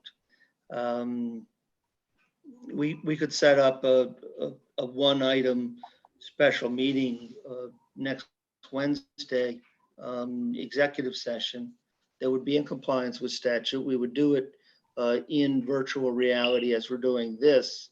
We would not broadcast it live. But we could do that, or we could defer to May 8th. Or if you're comfortable in voting tonight, certainly that option is out there for you also. The main thing that I wanted to get across to you is that you sometimes will come to you like health insurance in a little bit and say, no, tonight's the night. This process has been created to try to make sure that all the parties, the screening panel, the review, the staff, this select board have time to give this some thoughtful consideration without feeling like they were backed into a wall. And we just want you to be aware that that time is there for you if you feel that you could benefit from it. I don't think that we should be rushed to make this decision. I mean, I've heard a lot of good art. I mean, each of us is going to, whether we propose a motion or have the reasons why we would or would not vote for either vendor. And I do appreciate Mr. Terenzini's part about wishing we had two schools to sell, because you know, it's opportunities for both. I think we're at least developing our understanding, or at least how we want to approach this. I can see online that Ms. Curcio asked a question of revenue. For anyone on the board or anyone that can answer that question, is this a question of a revenue versus capability? I really like the idea of having, especially since the school next to it is also affordable housing. I like the idea of affordable housing, but I also like the idea of revenue for the community. But again, you know, Diane brings it up. We are exploring that, and we are proceeding with another vendor on that. Is there any answers to the question of revenue? I think that we need an executive session to explore revenue. Okay. Well, either I'm going to make a motion for a decision, or I will entertain a motion if people need more time. I make a motion that we have an executive session on May 8th, 2020. I'll second that. Okay, I have a motion to table this discussion to May 8th. Diane, is that what you meant, to table this discussion or to have an executive Yeah, session? an executive session on May 8th. Yes, that's what I mean by that.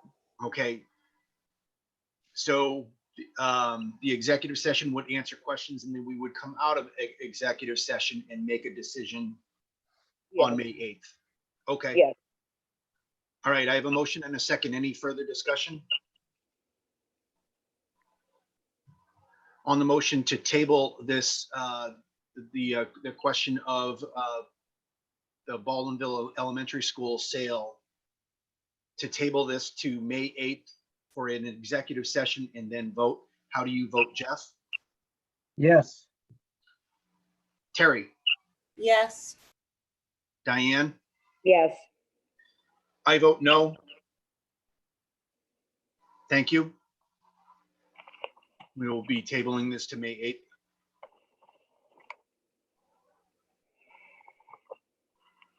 For all those who had questions, just didn't get to the questions, we have them, and the board, at least I can see them, so we will definitely bring the questions on cultivation. Mrs. Culver had a question about cultivation in storefronts. There's a question on electrical consumption, so we will bring these. We will bring these along. Thank you. Okay, we're going to move along in our agenda. The next item is town clerk digital scan revote for the tabulators in accordance with Mass General Law, Chapter 40, subsection 34. Carter, just you want to do a quick explanation on that? If I just want to, if I can, on Baldwinville, if you can get those questions to us, we'll put together an FAQ, and any questions that come in over the next few days. We'll answer those questions and put that FAQ up on the web together with an updated memo so that people can follow this discussion to the best we can between now and when the board comes to make its meeting. So on the voting tabulators, the statute requires that the state be notified within 5 days of your vote. Unfortunately, that did not happen.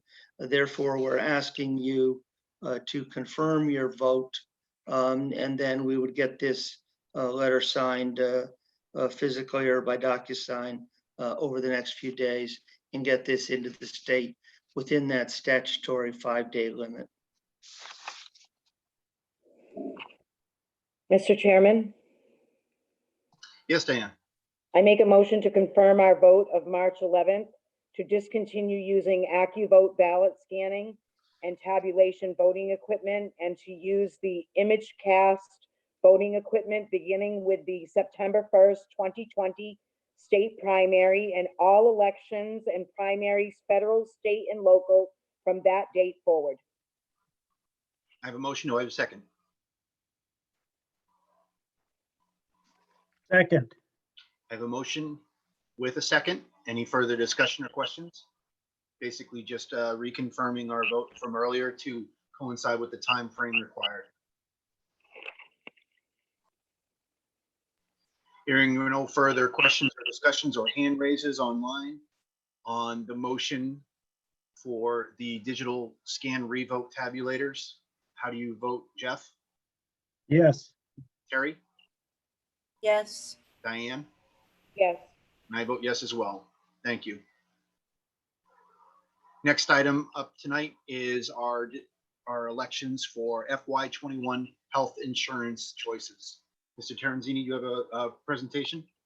Yes, so this is one of those votes where tonight's the night. We must notify Maya by April 30 of our choice or other vendors. This was an extremely active year for the IAC, that is the Insurance Advisory Committee. They met over 10 times and they had the assistance this year of NFP consultants. The initial hope was that Hampshire County Group Insurance Trust would grant us membership, and that unfortunately did not happen. The IAC explored a membership in other joint purchasing groups. None of those were attractive. They either provided higher premium costs or degraded benefit platforms. The IAC did authorize a issuance of a request for proposals. We had one bidder at the end. The others declined to bid, primarily because they cannot get experience data. We simply do not have enough employees to require that Blue Cross Blue Shield share the actual experience data with us. The Fallon, you can see, would have resulted in a 17% reduction in insurance costs. However, because of the change in the out-of-pocket premium and the fact that the IAC truly believes Blue Cross Blue Shield provides the best service, they did not proceed with that. They then also benchmark 1, which is the second column, was looked at. That would have provided a increase of only 0.4%. However, as you can see, that would have created for the first time deductibles.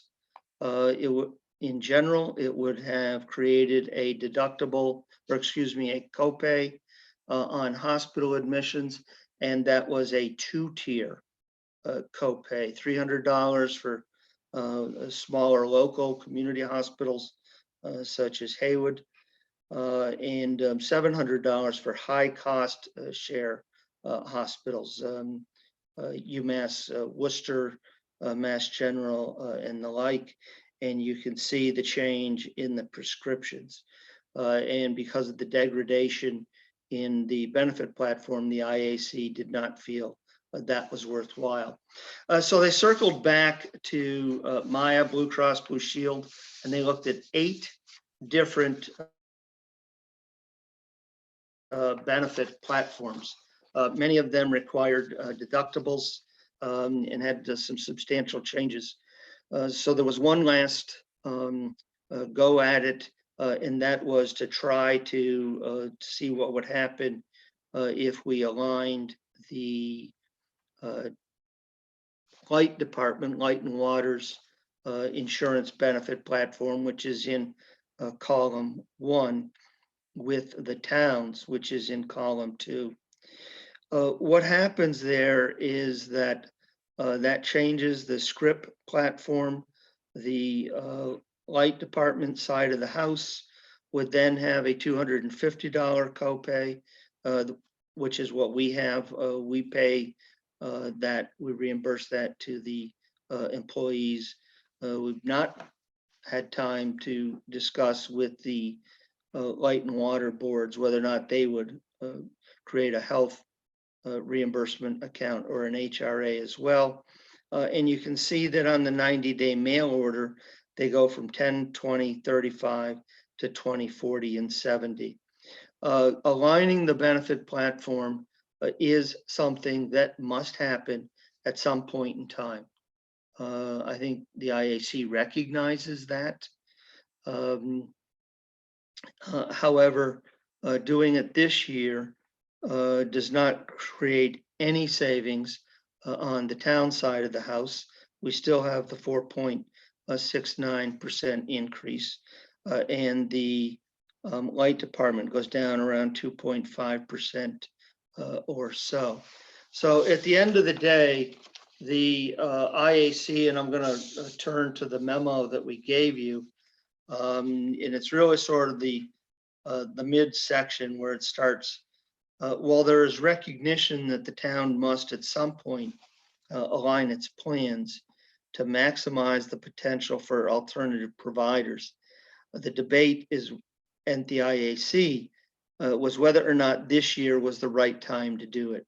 And the hesitation to do it was yes, it's going to trigger disruption in the benefit platform for the light department, and a reluctance to put those employees through that disruption if in fact the general fund side of the house was not going to go down. In the end of the day, the vote was 5-1 to recommend a status quo renewal with the 4.69% increase, and to deal with the need for alignment of the benefit platforms at some point in the future. So the board really has a couple of options before it. You have the bid from Fallon. I would encourage you to not go that route. That was dismissed by the IAC, and I understand completely why that was dismissed. You have the benchmark 1, which was dismissed by the IAC. And again, I fully understand. It's certainly not a loss of appetite on our part for trying to control the budget. It's just that the disruption in the benefit platform was not considered worth the modest savings that would happen. You could renew the, so here's a couple of things you could do. You sort of had 3 options. Option number 1 is to accept the recommendation of the IAC and to vote to renew the health insurance at the status quo benefit platforms with a increase of 4.69%. Option number 2 is to renew the health insurance plans at the status quo benefit platform but to advise the light department that alignment will be coming at the next renewal period. Will most likely be coming at the next renewal period. And the IAC report makes some recommendations on joint meetings and homework that needs to be done for that. Option number 3 is to align the benefit platforms this year. The question that you need to decide, I think, in your own hearts and politically, is whether or not the disruption to the benefit platform at the light department is something you want to do, given that on the general fund side of the house, it doesn't move the needle. It doesn't reduce our increase. There's some other recommendations here from the IAC, all of which I think are worthwhile. Happy to do my best to answer some questions, but I think that's kind of lays out. They worked hard this year. It was truly a lot of discussion. I think they probably had over 40 hours, 50 hours of meetings and research, and NFP did a great job for us. Happy to answer any questions that you might have. Mr. Chairman. Yep, Diane, then Any Terry, I questions did. Hold on, I'm sorry. Diane, go ahead, and then Terry. I don't have any questions, but I would like to make a motion and then we could have a discussion. So I would like to make a motion to go with the status quo for this year at the 4.69%, but with the caveat that they must align next year for FY 2022. Second.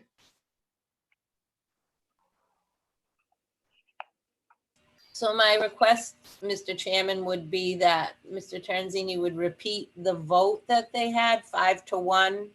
There was a lot of information and I didn't have a chance to write down what the vote 5-1 was. Yep. Hang on a second. So Diane didn't make a motion. I did second it, but I'll definitely allow Terry's question because it's still pertaining to what we have in front of us. There are 8 members on the committee. 2 were absent the final day. The vote was 5-1 to recommend the status quo renewal at 4.69% for the reasons that we've laid out in the memo and I've described to you. Thank you.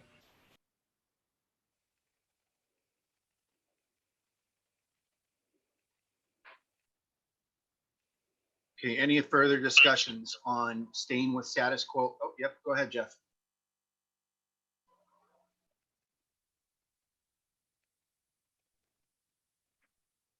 Yes, with that basically a 5% increase, is that along with the increase that's in the Worcester County retirement, is that number figured in the budget number that's proposed in the warrant? It is not.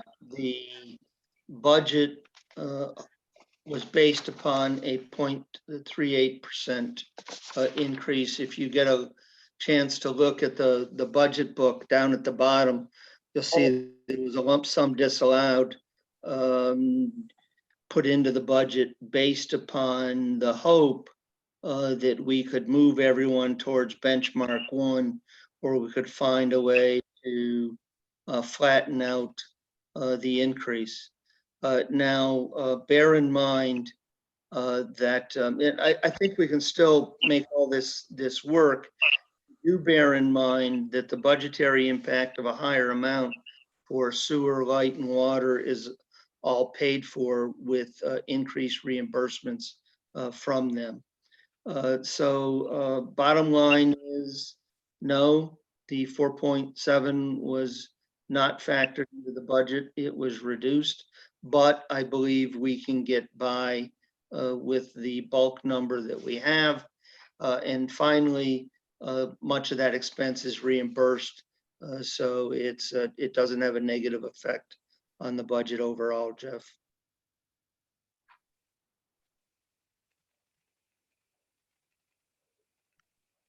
Jeff, just because I'm quick with the budget book, I did put up page 193 that Carter's talking about the increase. I have looked at that. I had it. I just want people who are watching to realize that and hear Carter's explanation. Okay. And if I might, Jeff, this is always a little bit of a, swag, if you will, because we don't get the Medicare rates until December. So we've assumed a 6% increase on those based upon that. But if those increases hold down in the range they have the last couple of years, that will also help wash this through.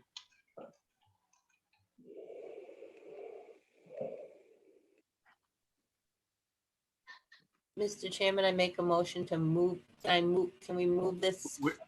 We're already within a motion. Diane already made a motion to go with status quo, which is 4.69, and that's aligned between general and light and water, and to also instruct the beginning of an alignment for FY22. So we're already within the motion that's been seconded. Okay. Okay. Any further questions? Diane, did I got that motion correct? Status quo with a direction to align in 22. For 22, not for 23. For 22, I just didn't hear you correctly. Yep. But Status quo for 21 aligned, and then for FY22. correct. Holly, you got that? Yes. Okay, perfect. Okay, on the motion that's been seconded for the status quo and a direction to align in FY22, how do you vote? Jeff? Yes. Terry? Yes. Diane? Yes. And I vote yes as well.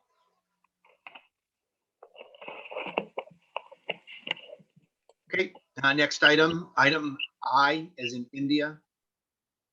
Oh, I apologize. It's tough to watch the comments along the way. Carter, do you mind answering a question? I know we've already voted on it, but do you mind answering the question? Sure, if I can. Okay, Mrs. Culver asked if the insurance company does not agree to locking in at this rate until 2022, will this topic be brought back up to the table? These are the rates proposed by the insurance company. They have provided us with the selection sheet. Based upon your vote tonight, over the next couple of days, we'll simply print that out and sign that and forward that to them. So these are the rates for fiscal 21. Okay. Thank you, Carter. Our next item, item India, is vacation rollover requests. I know that there were several within our packet. Any between Adam and or Carter, did you want to preface any of those? Well, yeah, I'd like to just sort of touch upon the personnel policy does provide the opportunity for employees who have not been able to take their vacation due to a workload or other extraordinary reasons. We have a number of employees who simply, for instance, Laurie and others who have not been able to take their vacations. Many, Luann, myself, had vacations planned and they were canceled out from underneath them. So we've gotten a number of one-off requests. And so we have, to me, rather than dealing with them all individually, because there are so many of them, and there is an opportunity for anyone to plan a vacation if you want to various resort sites, campgrounds, state parks, There are reservations not being taken across the board. So we kind of have a couple options. We can rely upon the personnel policy and simply act on them all individually. We can make a across the board rollover for anyone and everyone. And the risk there is the amount of vacation time that you'll get hit with next year. There's about 3,300 hours of vacation time across this side of the house. And I'm really concerned about what happens next year to the workload if all of that vacation time has to be taken next year. So with the exception of one employee I'll speak to in a minute, which came in after this memo and motion were prepared, I am suggesting that you take a omnibus approach by authorizing the rollover of 1 week's vacation for every town employee, and that subject to a transfer of funds, which has to be approved by this board and by the advisory committee, that we buy the balance out. I know some employees will say, oh, that cash is going to be nice. Some would say, no, I want the time. But I think we need a single uniform approach given the COVID-19 event that really is a kind of a once in a lifetime event. Now, the exception that the motion did not account for is we have one employee who's involved in a they have about 150 hours of vacation leave, and that medical procedure was considered elective. It's life-saving, but it was still considered elective, and it has been canceled due to the need of all of the hospitals to concentrate on COVID patients. So we're asking that you act upon the draft motion that we put before you with one addition. That addition is that would be provided, however, that the town administrator may exempt one employee for their extraordinary personal reasons. And so one employee would roll over the 146. I cannot give you their name because of HIPAA and other reasons.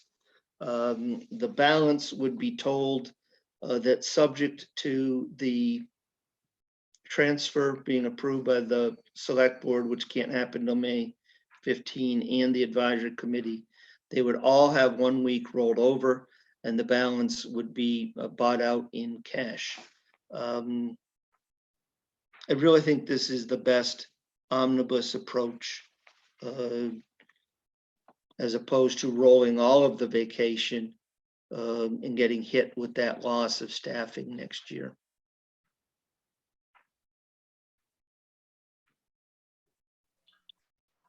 Okay, does anyone have any questions, or do we want to move into a motion?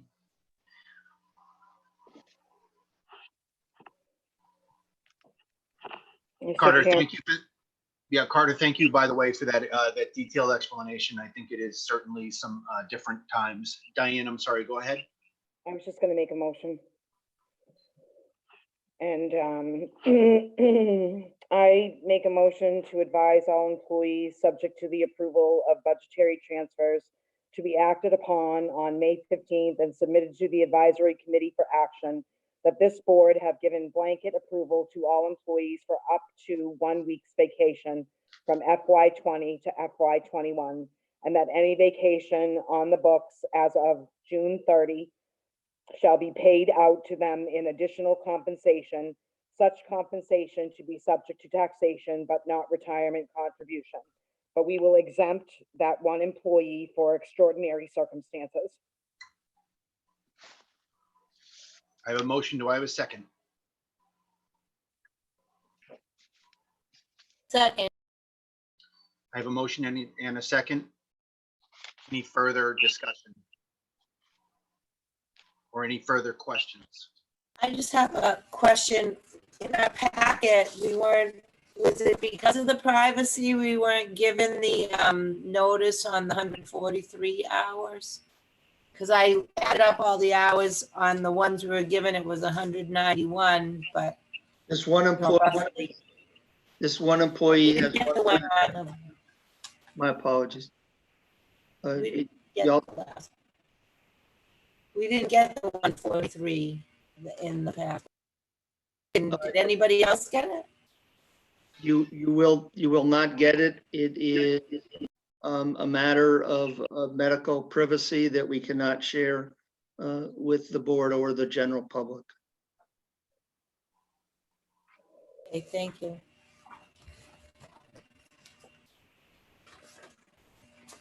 Any other questions?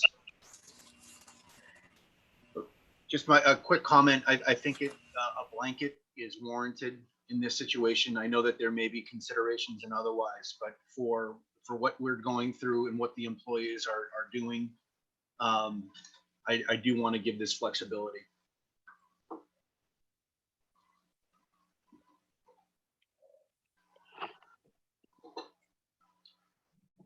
Okay, hearing no further questions on the motion that was made and seconded for a blanket approval for budget, subject to approval of budgetary transfers enacted upon May 15th and sent to advisory committee for action.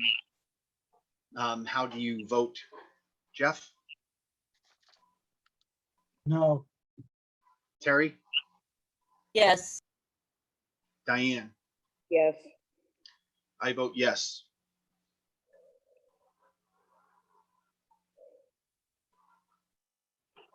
Okay, moving on in the agenda, we have the Peaceful Pines Auto Amusement License Renewal. Mr. Chairman, Yes, Holly. they're all set. This is the same permit they get every year. I did discuss with the Board of Health agent to make sure that they are able to open, and she said they are, and they have everything in order. Okay, thank you, Holly. Yep. Mr. Chairman, Yes, Diane. I make a motion to approve the automatic amusement license for Peaceful Pines to expire October 31st, 2020. Again. I have a motion and a second. Any other discussion on Peaceful Pines Auto Amusement? Hearing none. On the motion for the auto amusement license for Peaceful Pines to expire, Diane, you said October? October 31st, 2020. Thank you. On the motion, how do you vote, Jeff? Yes. Terry? Yes. Diane? Yes. And I vote yes as well. Thank you. Okay, next item is the annual town election warrant.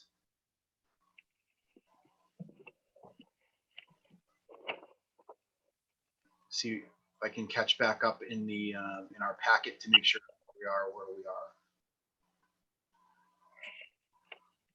Okay, we should be on page 27.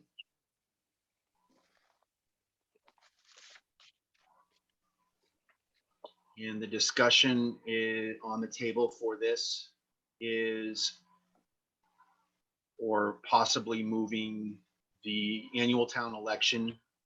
I believe within the memo from the town administrator, the recommended date was 22 June, based on all of the events that we have in front of us. I thought for now, we had to set the date of Monday, May 18th, and then the moderator has to change it. The warrant has to be for May 13th, but we could set when the election is. This is for the election. I thought the rule was that the moderator had to change it. Go ahead, Mr. Tarantini.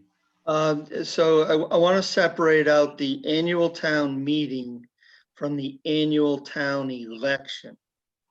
The statute provides that notwithstanding any bylaw or charter provision, the Board of Selectmen may set a date for the election. The moderator's involvement is in postponing the annual town meeting. Okay, So election, Board of Selectmen domain, bylaw goes out the window as to a date. Annual town meeting, moderator domain, the meeting for the date that's in the bylaw. So a couple other things of note in the statute, the elections, a term of all current officers is extended until June 30. And you must have the election occur prior to June 30. We also have the Monday provision for the joint election with Phillipston. I have been exchanging some dates with Kevin Flynn over in Phillipston. They were looking at the 22nd also. Unfortunately, I believe they may be meeting this evening as well. So we picked the 22nd of June because we wanted to get as deep into June as we can, because we simply don't know what this event is when we're gonna come out of this event. We also had to get a date done in June because the statute requires it. And finally, we wanted to pick a Monday to try to align for the regional school district. So that is how we came to propose June 22nd for the annual town elections.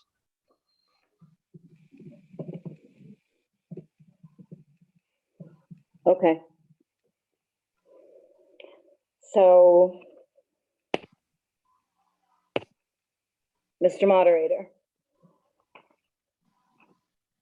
I make a motion to approve the warrant for the annual town election to be held on Monday, the 22nd day of June, 2020, from 11 a.m. to 7 p.m. as written in the warrant. I have a motion. Do I have a second? The moderator is not part of it, so I'm speaking as the Right, chair. sorry. Yep, no problem. I just wanted to clarify. Second. I have a motion and I did hear Terry with a second. Any further discussion? Yes, Mr. Chairman. Yep, go ahead, Jeff.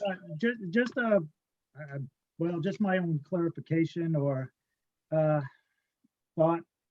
I'm looking at the bulletin from the Division of Local Services, and it does say that the Board of Selectmen has the authority to change the annual town meeting dates, which must happen between February 1st and June 30th under normal circumstances. But there is the second option that allows the town moderator to call the town meeting and recess it. So if we're choosing, the town administrator seems he wants to choose or he's in favor of the second option of allowing the moderator to call it.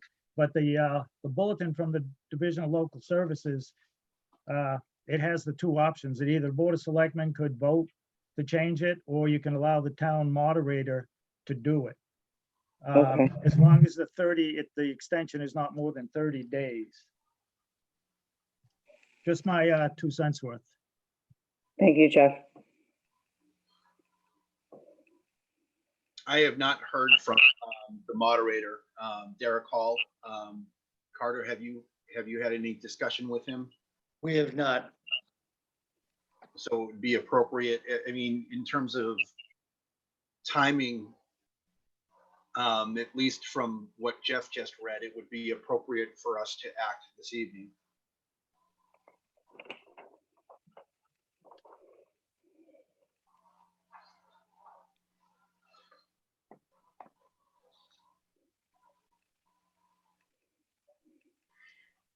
We have a motion and there is discussion. Mrs. Culver had a question concerning town elections. she asked, how are people pulling papers and obtaining signatures with the current restrictions in place? I think that's a good question. And I believe that March 28th was the last day to turn in papers. I believe that I think that there is probably a quote, getting in under the wire. I think that it was just at the end of the open town hall that people were allowed to actually put their papers back in. Because March 28th was the last day to do so. Yes, the town clerk, it was unfortunate, but for anyone who emailed or called the town clerk, she prepared nomination papers for them, presented them to them at the door by arrangement, and then collected those as they turned them in. So that part of the process is behind us. Agreed. Any further discussions on moving the warrant for town election to be held on 22 June with the hours that Selectwoman Haley specified? In the bulletin that the DLS put out, there is no exceptions for that either. They didn't make any exceptions for that. Pulling papers and getting them in, the DLS didn't even consider that. Okay. Anything else, folks? Okay. On the motion to approve the warrant for the town election to be held on 22 June with the hours, Diane, 11 to 7? 11 to 7, yes. Yep. How do you vote, Jeff? Yes. Terry? Yes. Diane? Yes. And I vote yes as well.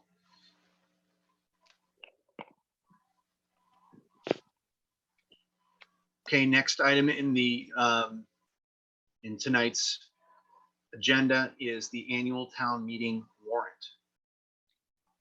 If I can, Mr. Chairman, before we get to the date in which route to go on, I would like to bring to the board's attention some minor revisions that it may not have noticed in the draft packet that you got. The first is on page 3.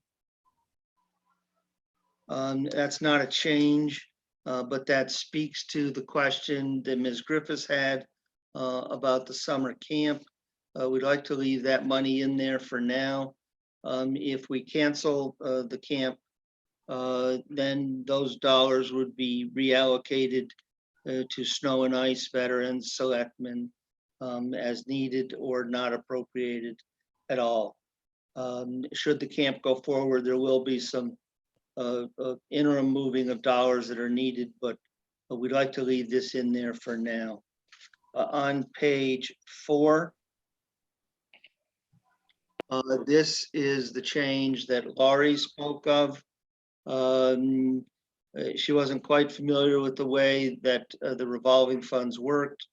She went through a staffing compensation survey, and the amounts that the plumbing and gas inspector and the electrical inspector were increased from earlier drafts to reflect what she asked you for this evening. On Article 5, this might be some discussion. This was to be effective January 1, 2021. Some question has been raised as to whether or not, given what's been going on, we should extend that out a little bit.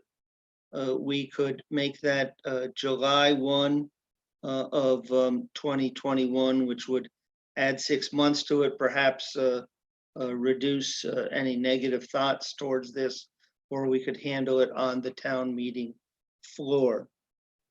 And finally, in the proof, the budget for the NRSD was cleaned up at an amended amount to reflect their final certification.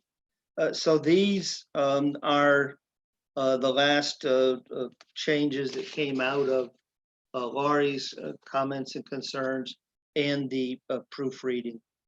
I don't know if you want to change that January 1, 2021 to July 1, 2021, or if you had other changes in the warrant or questions that you might want to answer, and then we can move on to setting the date certain. Mr. Chairman, Go ahead, Diane. I think that given everything that's going on, we should change that to the $15 to July 1, 2021. Those are my thoughts. Okay. I'd like to know what the rest of the board thinks. I don't think it's the right time to increase fees, whether it's by time or it gets voted down completely and we go again to try and, is the fee right? Is the increase? I believe so, because it hasn't been raised in quite a while, but right now I just don't think it's the time. I agree with you, Diane, that we've got to amend it somehow to provide some relief. That's my I think it feeling. would just go along with our fiscal year, Yeah. and it would give residents more time, like a lot more time to really adjust to that. I just don't think now is the right time. Agreed. Makes sense to me. Do you need a, do we need a motion for that, or just a consensus, or what do you want? Would you like- Consensus would be fine. How does Jeff feel about that? Jeff, do you have any thoughts? Yes, eliminate the fee altogether. Jeff, we can't do that.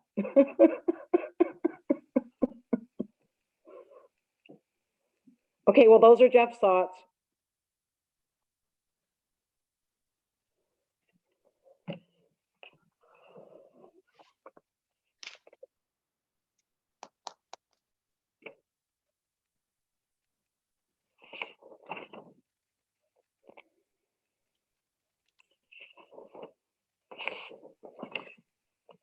All right, we have consensus on Article 5.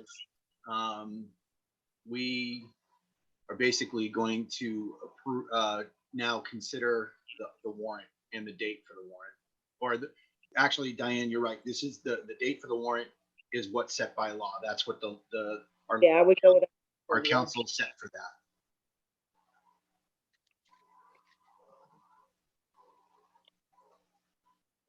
We'll amend the warrant then to reflect July 1, 2021 instead of January 1, 2021. Are there any other changes that the board members desire to the warrant beyond those that we've discussed with you?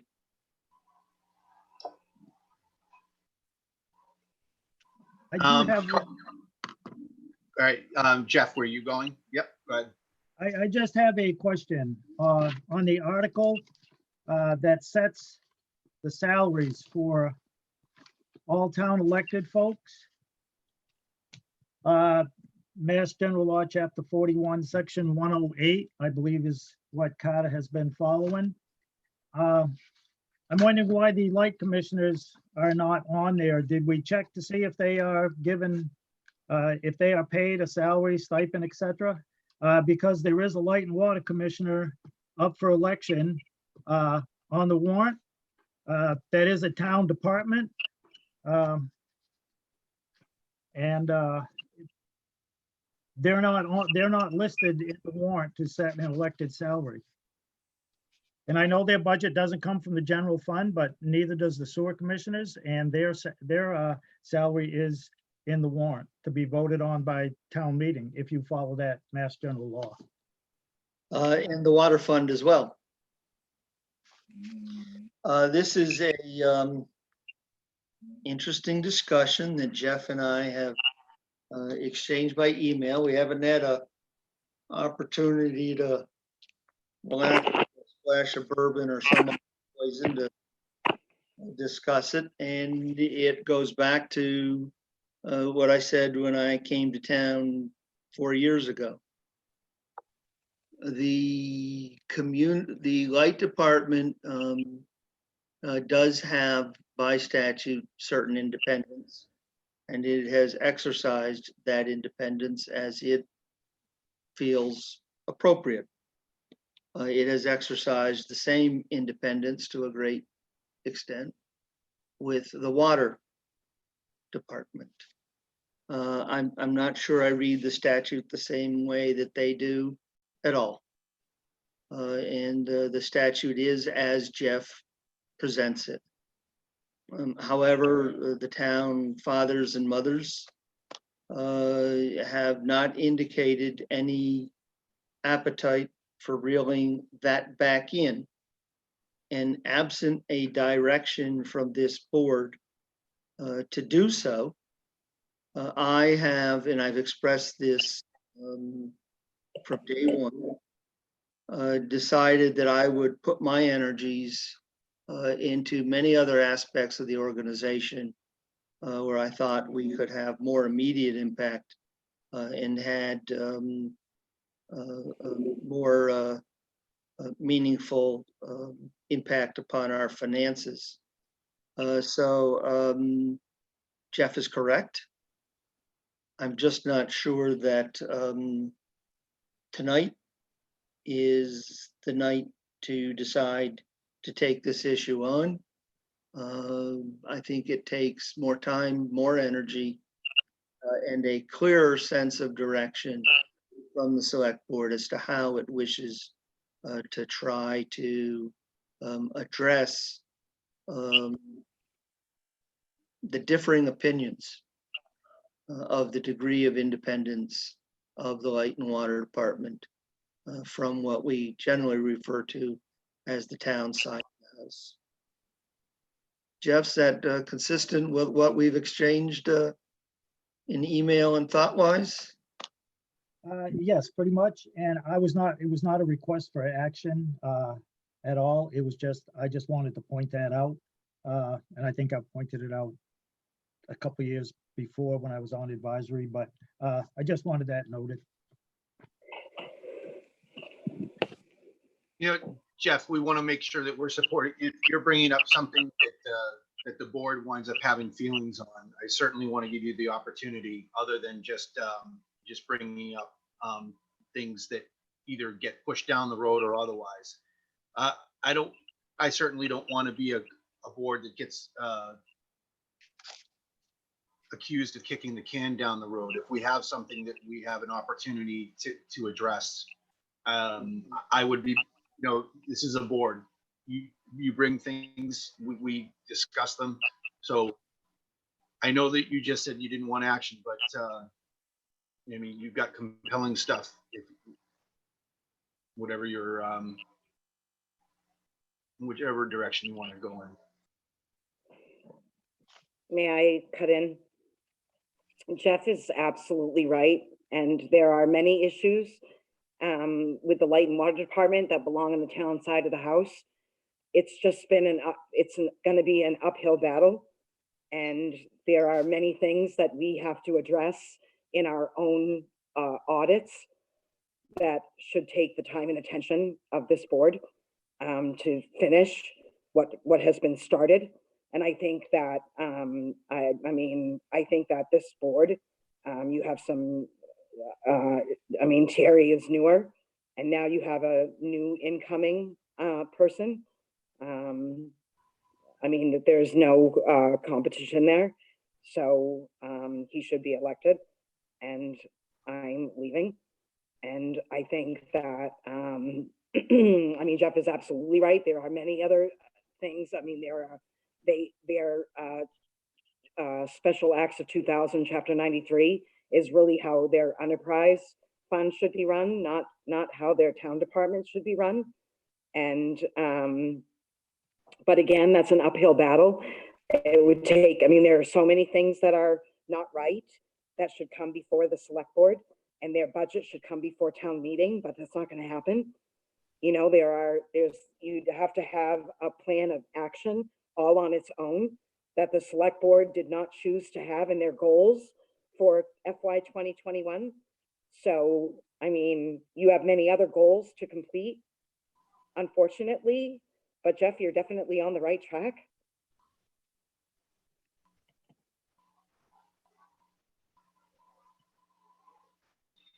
Yeah, Chairman, Diane, I I'm having support that. trouble.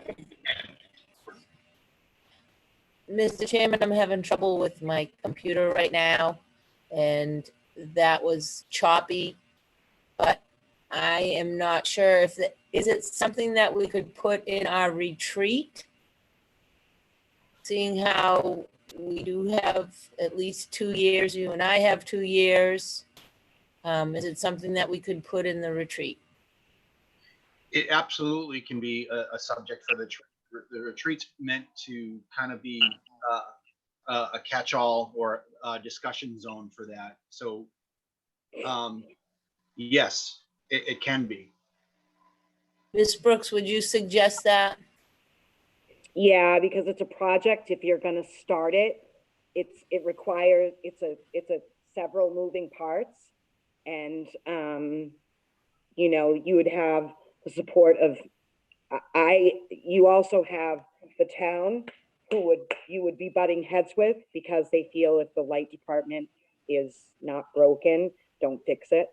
And that they would be, you know, so you have many facets to this. The light department works well, and they don't want you to touch it.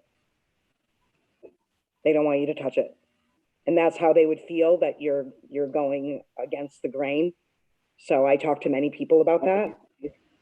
That's one piece of it. Thank you. Is Adam available? I don't see him, but I was wondering if who's in charge of the retreat, and if it could be noted that it would be included. I'm sure he would watch the video and just put that in the back of his, you know, it's not something that, you know, again, I mean, Jeff's definitely on the right track. Just know that he should have your support. Yeah, Terry, to answer your question, it could be discussed at the retreat, and we could add it to our goals.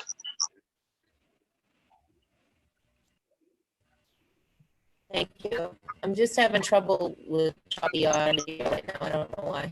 Yeah, you're a little bit. Click off, Yeah, you're. when I click off, does it make a difference when I click off? Because it makes a difference when I hear you. So my apologies to the general public. I know you like looking at my face. I'm laughing.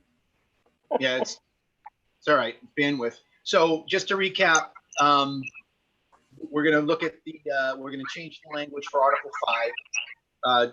Jeff brings up an excellent point for the intent of the law for setting salaries for publicly elected figures. Barring that discussion, if there's no other changes to the warrant right now, could I ask for a motion for the warrant? So if I might, can I go to the date issue, Mr. Chairman? Oh, we still have to pick a date. The statute provides, in our opinion, more flexibility by leaving it in the moderator's discretion. So you would follow the bylaw, you would post it for May 13, which is consistent with the bylaw. The moderator then has an opportunity to postpone it. Frankly, we're looking at June 17, and he can renew those postponements. It's not just one single postponement of up to 30 days. He can do multiple postponements. So we're asking for a date of the standard date, with the moderator then making postponements with an eventual target date of June 17. That provides additional flexibility if we're not able to get this done by June 17. I will say that we are really kind of, I don't know, I guess I would use the word desperate to make sure that this happens by June 30. And there's a couple reasons for that. The first is that if we don't get this done by June 30, we go on 1/12 and it puts the schools on 1/12. Now, the schools have less problems with that than we do because they have virtually no payroll or a very light payroll in July and August. We, however, have all of our standard payrolls in July and August.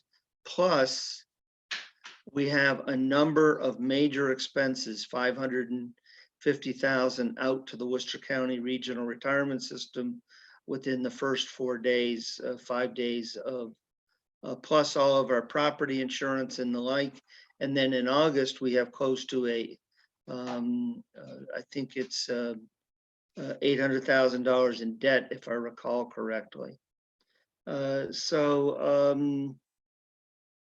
We really need to get this done by June 30. We think setting the date at March 13, then working with the moderator's authority to extend out to at least June 17 is the wisest course of action at this point. The other alternative is to use section 1, which requires that you get everything done as long as you can get it done by June 30th. I just think that going with the flexibility of the moderator is the better way to go.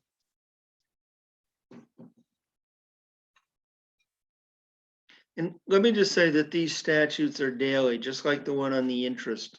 It is amazing the amount of, even after the legislations have been out there a while, some of the differing opinions that come out from different cities and towns. Because this thing has evolved so quickly that even with the very best of intentions, there wasn't the kind of vetting for some of this legislation that one normally might have seen. Thanks. Hey, Adam, you've raised your hand. Yeah, okay, I'm unmuted. Okay. On the Article 6, I just want clarification. I just noticed this when I was looking through the warrant. Together with 3 parcels of land in their entirety, should that say 4? Just to be, because the school sits on a parcel, and then the 2 parcels next to it, a parcel would be a portion of parcel 407. So would that be a total of 4, or is it keep it at 3? I don't believe, so you are selling the entirety of 3 parcels of land. That's 383, 384, 385. And then you're selling a portion of parcel 407. I don't believe it's the board's intent to seek authority to dispose of the entirety of 407. Some of that abuts the fire station down next to the river. So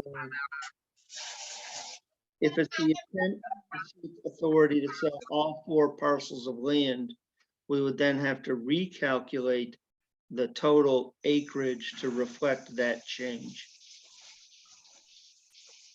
I just wanted clarification, but as long as we're good, that's the only other thing I see. Yeah, Thank so you.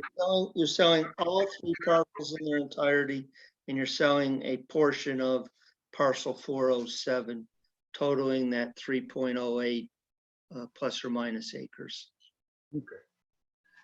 I move to approve the warrant for the annual town meeting to be called for May 13th in coordination with the town moderator with a target date of 17 June 2020. Second. I have a motion and a second. Any questions or discussion on the warrant for the annual town meeting to be called for May 13th with a target date through the moderator for 17/20/20? I answered it myself. Oh, you're good, Diane? Yeah.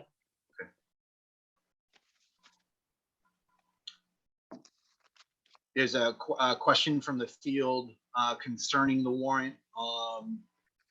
Mrs. April Cover has a question about summer programs. I got to go to the right article. Sorry. She had a question about if Article 2. yes, the spending limits. She had a question about the I'm not looking at the right one. It's on the, I'm sorry, you're right. It's Article 2, recreation. And she had a question, could you divert the money possibly to food pantry if the summer programs are canceled? We currently have on hand approximately $10,000 towards the food pantry. The people in the community have just been unbelievably generous. We have a question before town council as to whether or not buying food stocks to give away using tax levy monies is legal. We do not have that answer at this point. And it is not warned in the warrant. So notwithstanding town council's decision, my gut reaction is it could not be diverted for that intent because the meeting would have had no warning that a expenditure for that purpose was being considered. Thanks, Carter. That is, of course, always subject to the decision of the moderator because unless challenged, it's his rulings that that guide us. Thank you. Okay, we have the motion for the annual town meeting warrant. Are there any other comments or questions?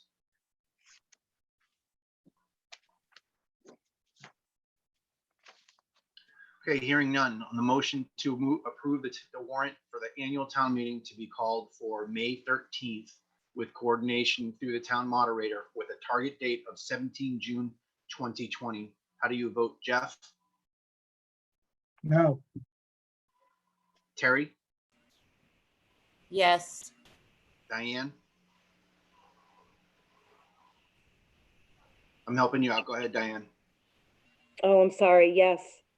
Okay, and I am a yes vote.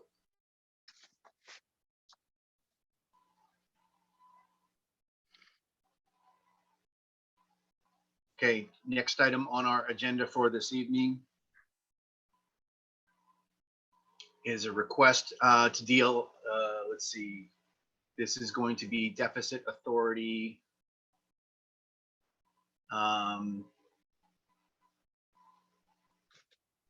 Permission to spend into deficit authority set forth in the TA memo of 4/14/20. Go ahead, Carter. So the I'll move to statute has provided a mechanism by which towns can deficit spend with the approval of the Department of Revenue. Now, we have been running very well within budget. We believe that we can get everything done within budget. However, we've outlined some items where we might exceed the current bottom line appropriation totals for several of these departments. We don't know when that might be. That could happen prior to the May 15th date at which the select board and then the advisory committee can make transfers. And even if it were to happen after that date, we still have to get you to approve the transfer. Then we have to get the advisory committee to approve the transfer. And so we're doing this basically as a safety valve. We believe any expenditures would be certainly within these limits. And we believe we'll be able to cover them by the close of the fiscal year with internal transfers. but this is the only way that we can get deficit spending authority similar to what we have for snow and ice. And those costs are the buildings and grounds, development services, Rhonda's time primarily, some additional PPE. We've been doing quite a bit of mailings, 300 plus mailings to all of our local businesses. The treasurer collector, town clerk, we're anticipating that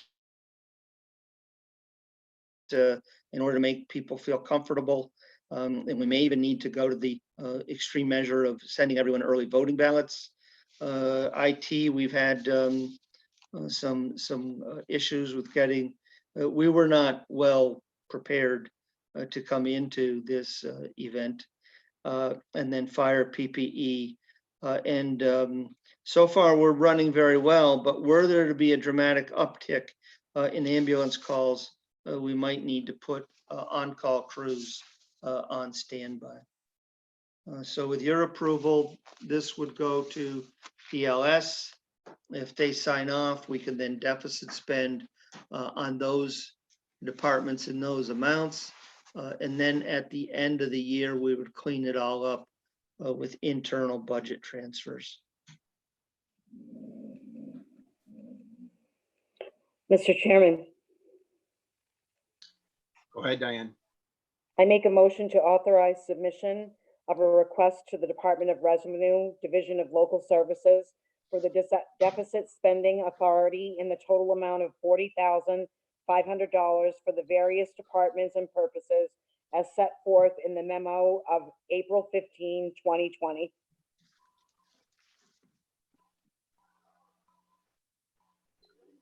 Second. I have a motion and a second for deficit spending motion. Any further discussion? Carter, I got a question for you. For some of the items on there, how does the reimbursement work in our favor? Is it completely out of the window of what our budget cycle is? Therefore, it's not part of that planning process? Yeah. Earlier this year, we received FEMA reimbursements for your ice storm of, I think, was it 08 or 09? It can be several years after you close out an event by the time you get your reimbursement. It's not uncommon for it to be 2 or 3 fiscal years for you to get those reimbursements. So those reimbursements are very nice when you get them, but they're just simply good news. And they go into miscellaneous revenues, they flow to free cash. They are really not taken into consideration as part of budget planning. The ice storm was in 2008.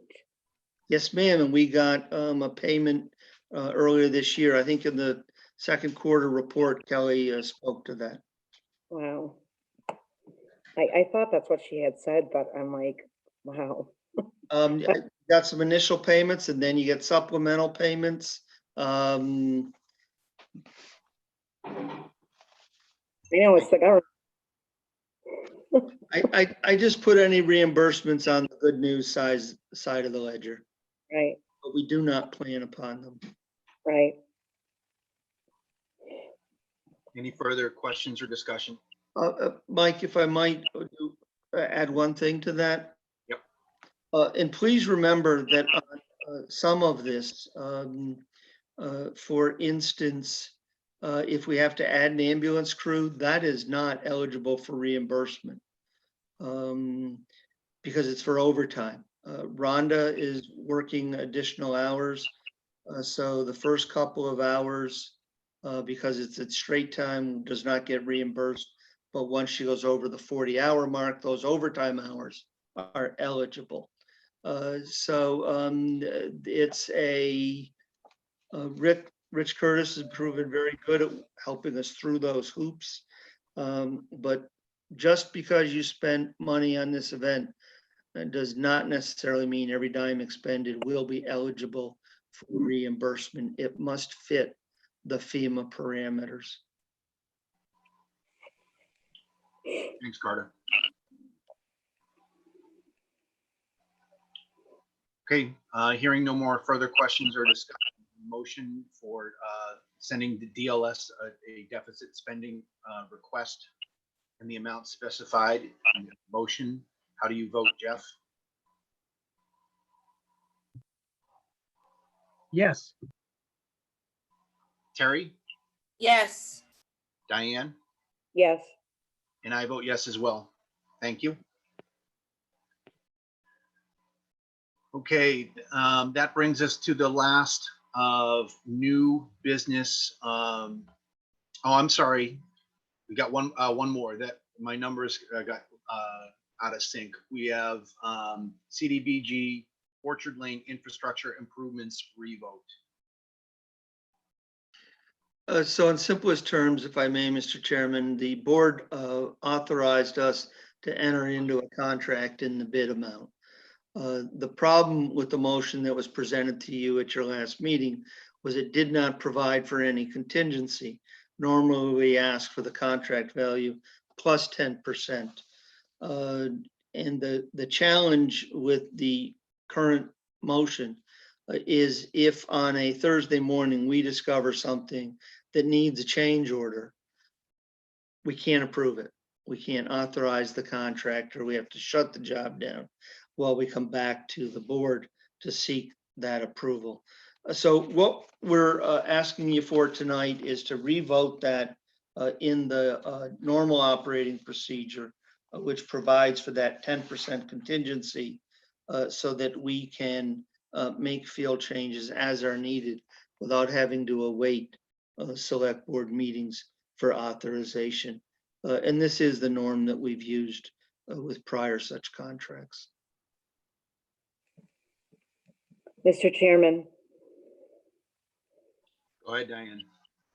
I make a motion to amend our vote of March 25th, 2020, authorizing the award of a contract for the Community Development Block Grant Orchard Lane Infrastructure Improvements Project to GEG Construction, Inc. of Springfield, Massachusetts, in the amount not to exceed $667,271.75 to add $66,727.18 in order to provide for a contingency, and further to authorize the town administrator to execute such change orders and are deemed to be in the best interest of the town within the total amount of $733,998.93. I have a motion. Do I have a second?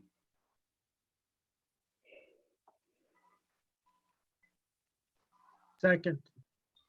I have a motion and a second to reauthorize with a contingency for the Community Development Block Grant Orchard Lane. Any further questions or discussions?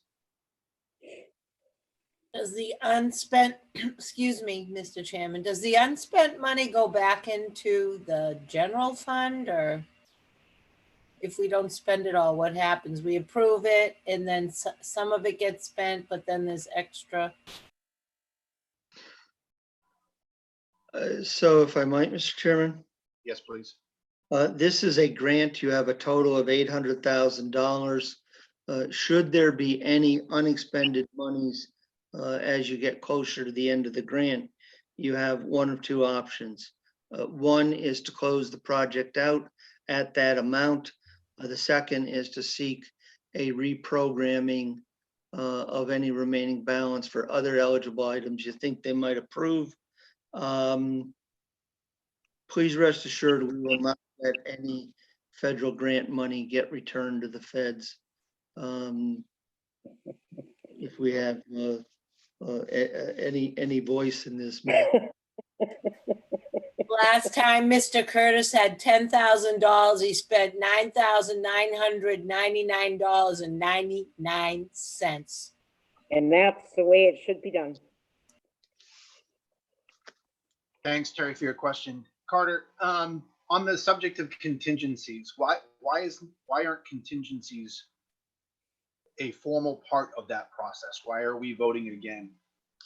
Because the motion presented to you at that meeting was not prepared in our normal process. I don't remember how that happened. I wasn't even with you that evening. It should have been. I think that some of that had to do just with institutional knowledge and the learning curve of some of the staff. This is Bob's first big contract. It was Adam's first big contract. That is a good point. I know that It was just missed, and that needs to be picked up as SOPs going forward. I couldn't agree more. And I guess that's why I asked the question, just to make sure that contingency planning is always a part of that. I know that Bob, yeah, just hang on one second. I know that Bob, in the construction or the bid process for the salt shed, had to go through some similar items. So I think that's a good learning point for this process. Adam, please go ahead. Yeah, I just chalk it up to institutional knowledge and learning curve. Yeah, I mean, I was looking at it from the standpoint that this was a grant for X amount of dollars, and if there was a change order, we would just come back to the board. Carter just wants to be on the safe side, so it is what it is, and we'll proceed that way. Okay, thank you, Adam. I appreciate it. Any further questions?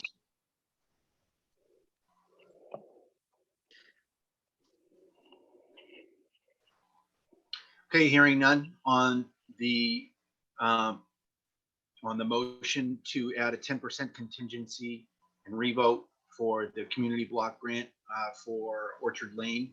How do you vote, Jeff? Yes. Terry? Yes. Diane? Yes. I vote yes as well. Okay, that brings us to hopefully not a standard update that we wind up having in our new business. According to the agenda, we've got a COVID-19 update. I would say it's more, we can approach this in a few different ways. I had just a very small amount in comparison to the brief that I gave, or at least the words that I gave last time. If you don't mind, I'd like to go first with just a few short things, and then if we'd like to hear from either our incident commander, deputy incident commander, or any of the thoughts from the rest of the board. That's how I'd like to handle this agenda item. First item, cases in Templeton. We're reporting what the state is reporting now, and we're making sure that we're providing some fidelity to that information. As the public information officer, I do get not only questions from the community, but I get questions from the press and the media as well. And it's important to understand now that we're publishing that level of detail, that we understand these numbers. And one large aspect was that we have the Alliance Healthcare facility, and they really are skewing our numbers because that's what's happening in our nursing facilities across the state. There are a lot high numbers at that facility, but in comparison to some of the other facilities in the state, I think that the collaborative work that is occurring there at Alliance Health is actually saving lives. And as the data shows, many of them aren't even symptomatic. So they're working very hard to protect life and further infection there. Second item, incident command system and structure. I believe that we've struggled with incident command not because that we don't understand it and that we don't have structure, is because this emergency is unprecedented in its duration. March 16th is when this board got together and we voted on an emergency declaration. As Selectman Bennett has said, we really stopped short of addressing other items that the select board would either want to have a voice on, or in the future may have a voice on. I don't believe it's been codified, and that may be something that we look at afterwards in the post operation to say, how do we codify how the Board of Selectmen acts in an emergency such as this? The incident commander was assumed, not voted, to be the town, and it was the town official with the most knowledge, authority, and time resources to perform the job adequately. Again, these are all post actions to say, how did we get to that point? ICS was staffed with the key consideration of existing staff and town duties.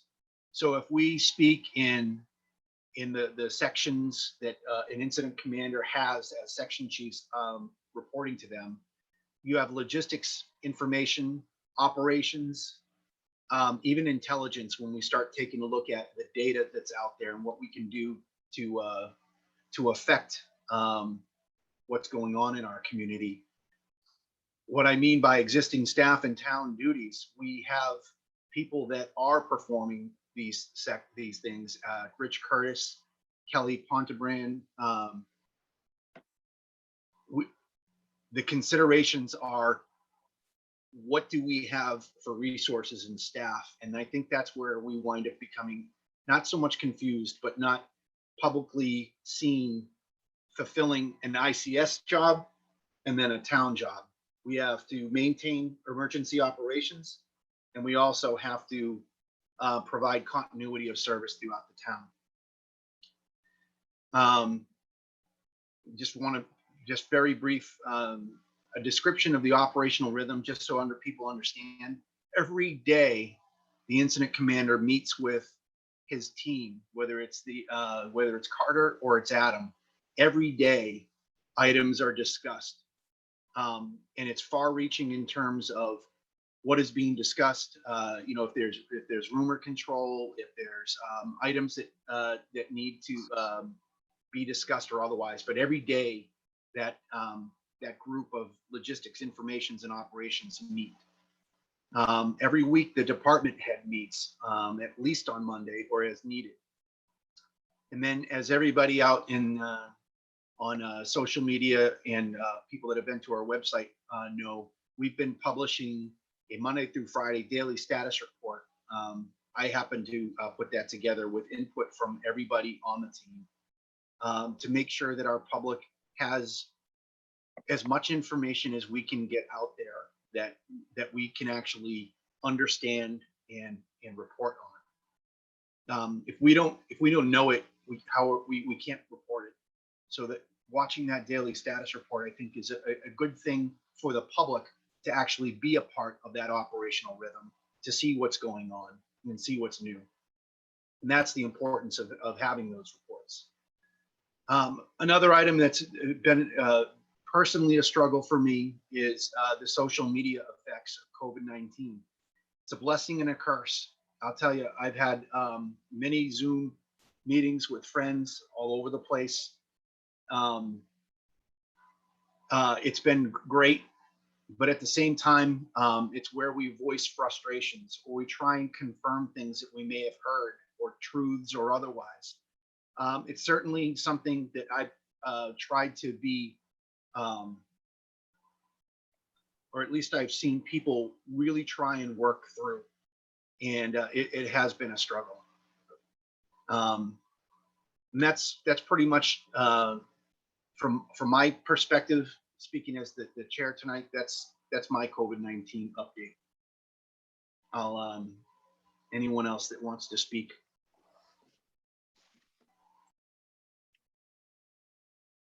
I've got Jeff first, please. Yes, I just reiterate what you said about we don't have a good handle on that system. And I think that goes from top down, from the feds, the states, to local governments. We're all ready for anything physical, a tornado, hurricane, blizzard. Everybody runs and gets gas for a generator or buys all the bread and milk they can find. But it's talked about, and it's, well, we have this or that. But I don't believe as a whole, as a country, we're just not ready for this type of thing. It's a big unknown. It's not something you can physically see, touch. And it's, the governor spoke something about this. We're going all over the country, beg, borrow, and stealing stuff that, we should already have. And perhaps for a note for economic development, he did speak to, he should be looking into having companies manufacture stuff in the state rather than having to have companies, switch gears and go from making, I don't know, hockey floors to face shields and stuff. So there's a lot of things to fix and address and change and get ready for. The CDC is already talking about, well, maybe we'll have a second wave in the fall or next winter. And they've used the words pandemic with the flu and COVID. I think it was 24,000 deaths of flu so far, just the flu, if they were all flu, maybe some of it was COVID earlier. But when you spoke to the incident command system and everything, woefully unprepared for this specific thing. We're all geared for physical stuff. It's just, I really don't think as a whole, we were ready for this invisible thing. And it's, if it comes again, it probably will come again, because SARS was the first corona, now we have this one second. So next time, hopefully we will be on a local scale here in Templeton, ready, have the stuff that we should have on hand. So we're not, I got one mask for the week and we're hunting down, begging, borrowing, stealing everything to get what we really need and should have. So thank you. Thanks, Jeff. Terry, you got your hand up?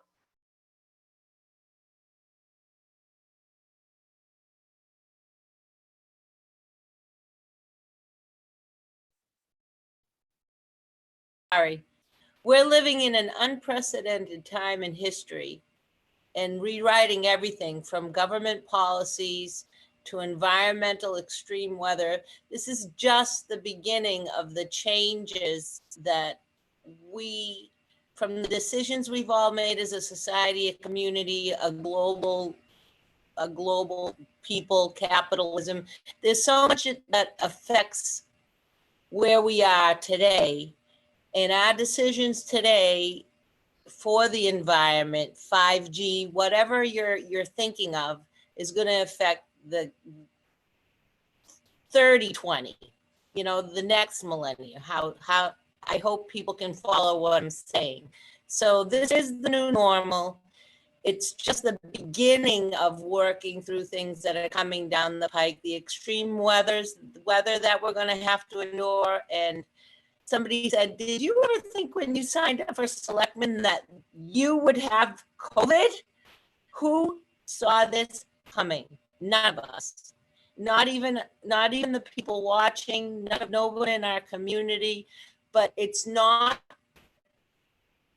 how I'm trying to say, it's just the beginning of what my grandkids are going to know as life today. I've got grandkids that only know Skype.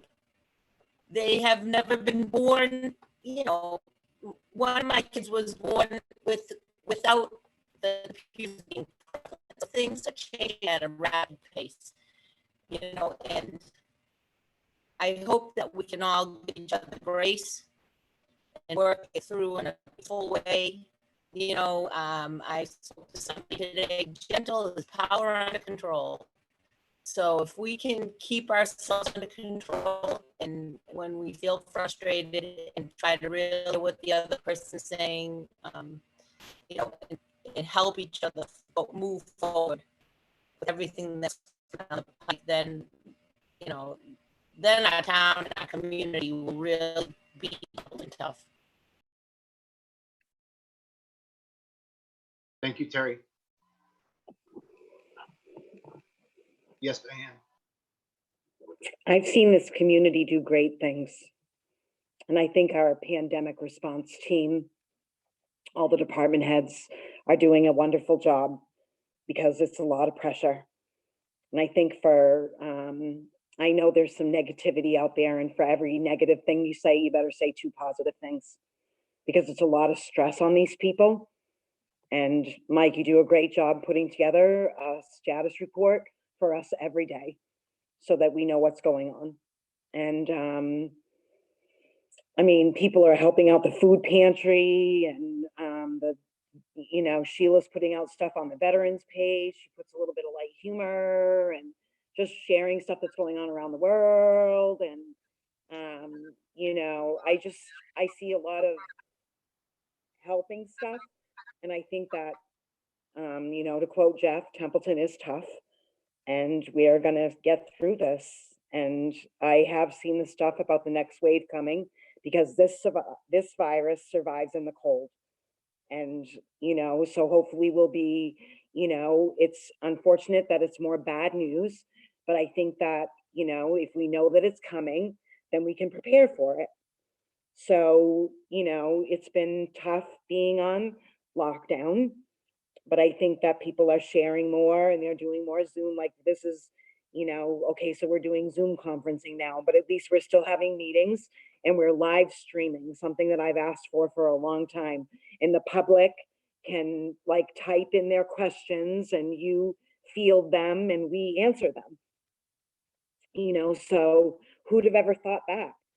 Who'd have, wow, now we get to do this. And I think that, when I come into the office to sign stuff or pick stuff up, these people are working really hard for you. They're really, so the financial piece of it, so they're part of the pandemic response team, and yet they're still doing their job every day. And we're training new people. And, lucky that, like Luann and her team are like a little bit ahead of their work. So, so we already counted in the new growth. Well, yay for them. We really have a terrific team set up here in Templeton who just, who are always looking out for our citizens. And I think that we're lucky to have all of you. And that includes our select board, who, maybe we didn't vote who was going to be in incident command, but again, does that really, does that piece of it matter at the moment? I couldn't be a good public information specialist, but Mike is. And, the incident command specialist, well, Carter was probably the best person. Did we actually formally say, you do this and you do that and you do this and you do that? No, but it all fell to the right person. So we're lucky to have such a wonderful team in place. And we're out here working for Templeton, for all of our residents. We're doing the best that we can. So I think, like I said, for every negative comment, I hope to see 2 positive comments because we're doing the best that we can for all of you. And we are Templeton tough, and yay for Jeff for saying that. And, that we're learning every single day that goes by. What else can we do for you? What else can we do for you? What else can we do for you? And how are we helping each other? I mean, bears and windows, Templeton Town Hall has bears and windows. So we're trying to, be everything that we can be for you. So please bear with us as we struggle through this time right alongside of you. Diane, I see what you did there. You said please bear with us. I like that. Nice job. Right. Adam, you had your hand up. Yeah, I just wanted to, after hearing all the select board, make their comments known about and suggestions, and working with Mike on the ICS team. There, like Diane said, there have been some positives coming from this horrible public health crisis, such as the live streaming and the food pantry, people coming together. It's something certainly nice to see, and then having the support to get to where we are today. But this comes with some unpopular decisions for the public good, such as postponing parades. Nobody likes making these decisions, and I do just want to thank the ICS team, all the volunteers, our staff, which include our first responders, our medical professionals, and the residents that actually listened and have been there for not only the town, but for their neighbor. And I just want to add my comment there, just to kind of say that we're in this as a team, and something that I really take.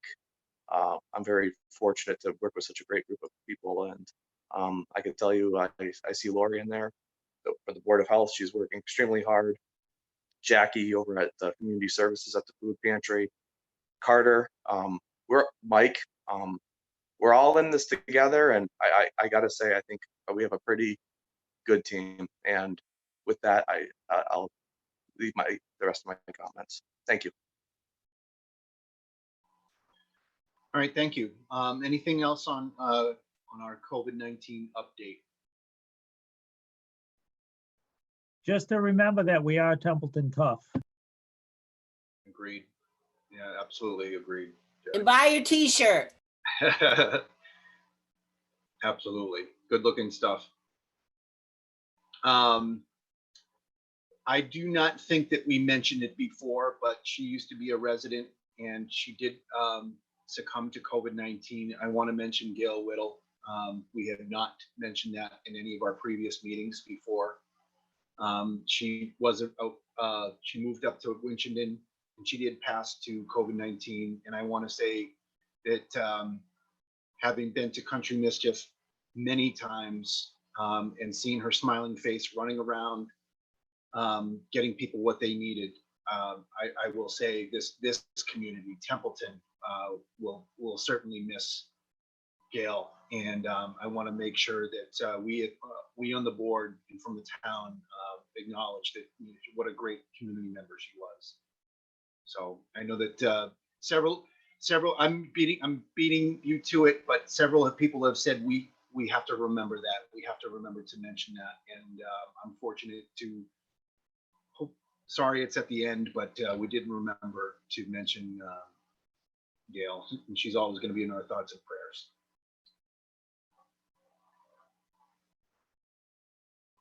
Thank you, Mike. Absolutely. Okay, I'm going to move on in the agenda to old business, which we have none. The next item, if you didn't think you could talk anymore, it's board and staff member comments time. I do not have anything. I was wondering if any of the other board or staff has some, and anybody that's on right now is board and staff. So.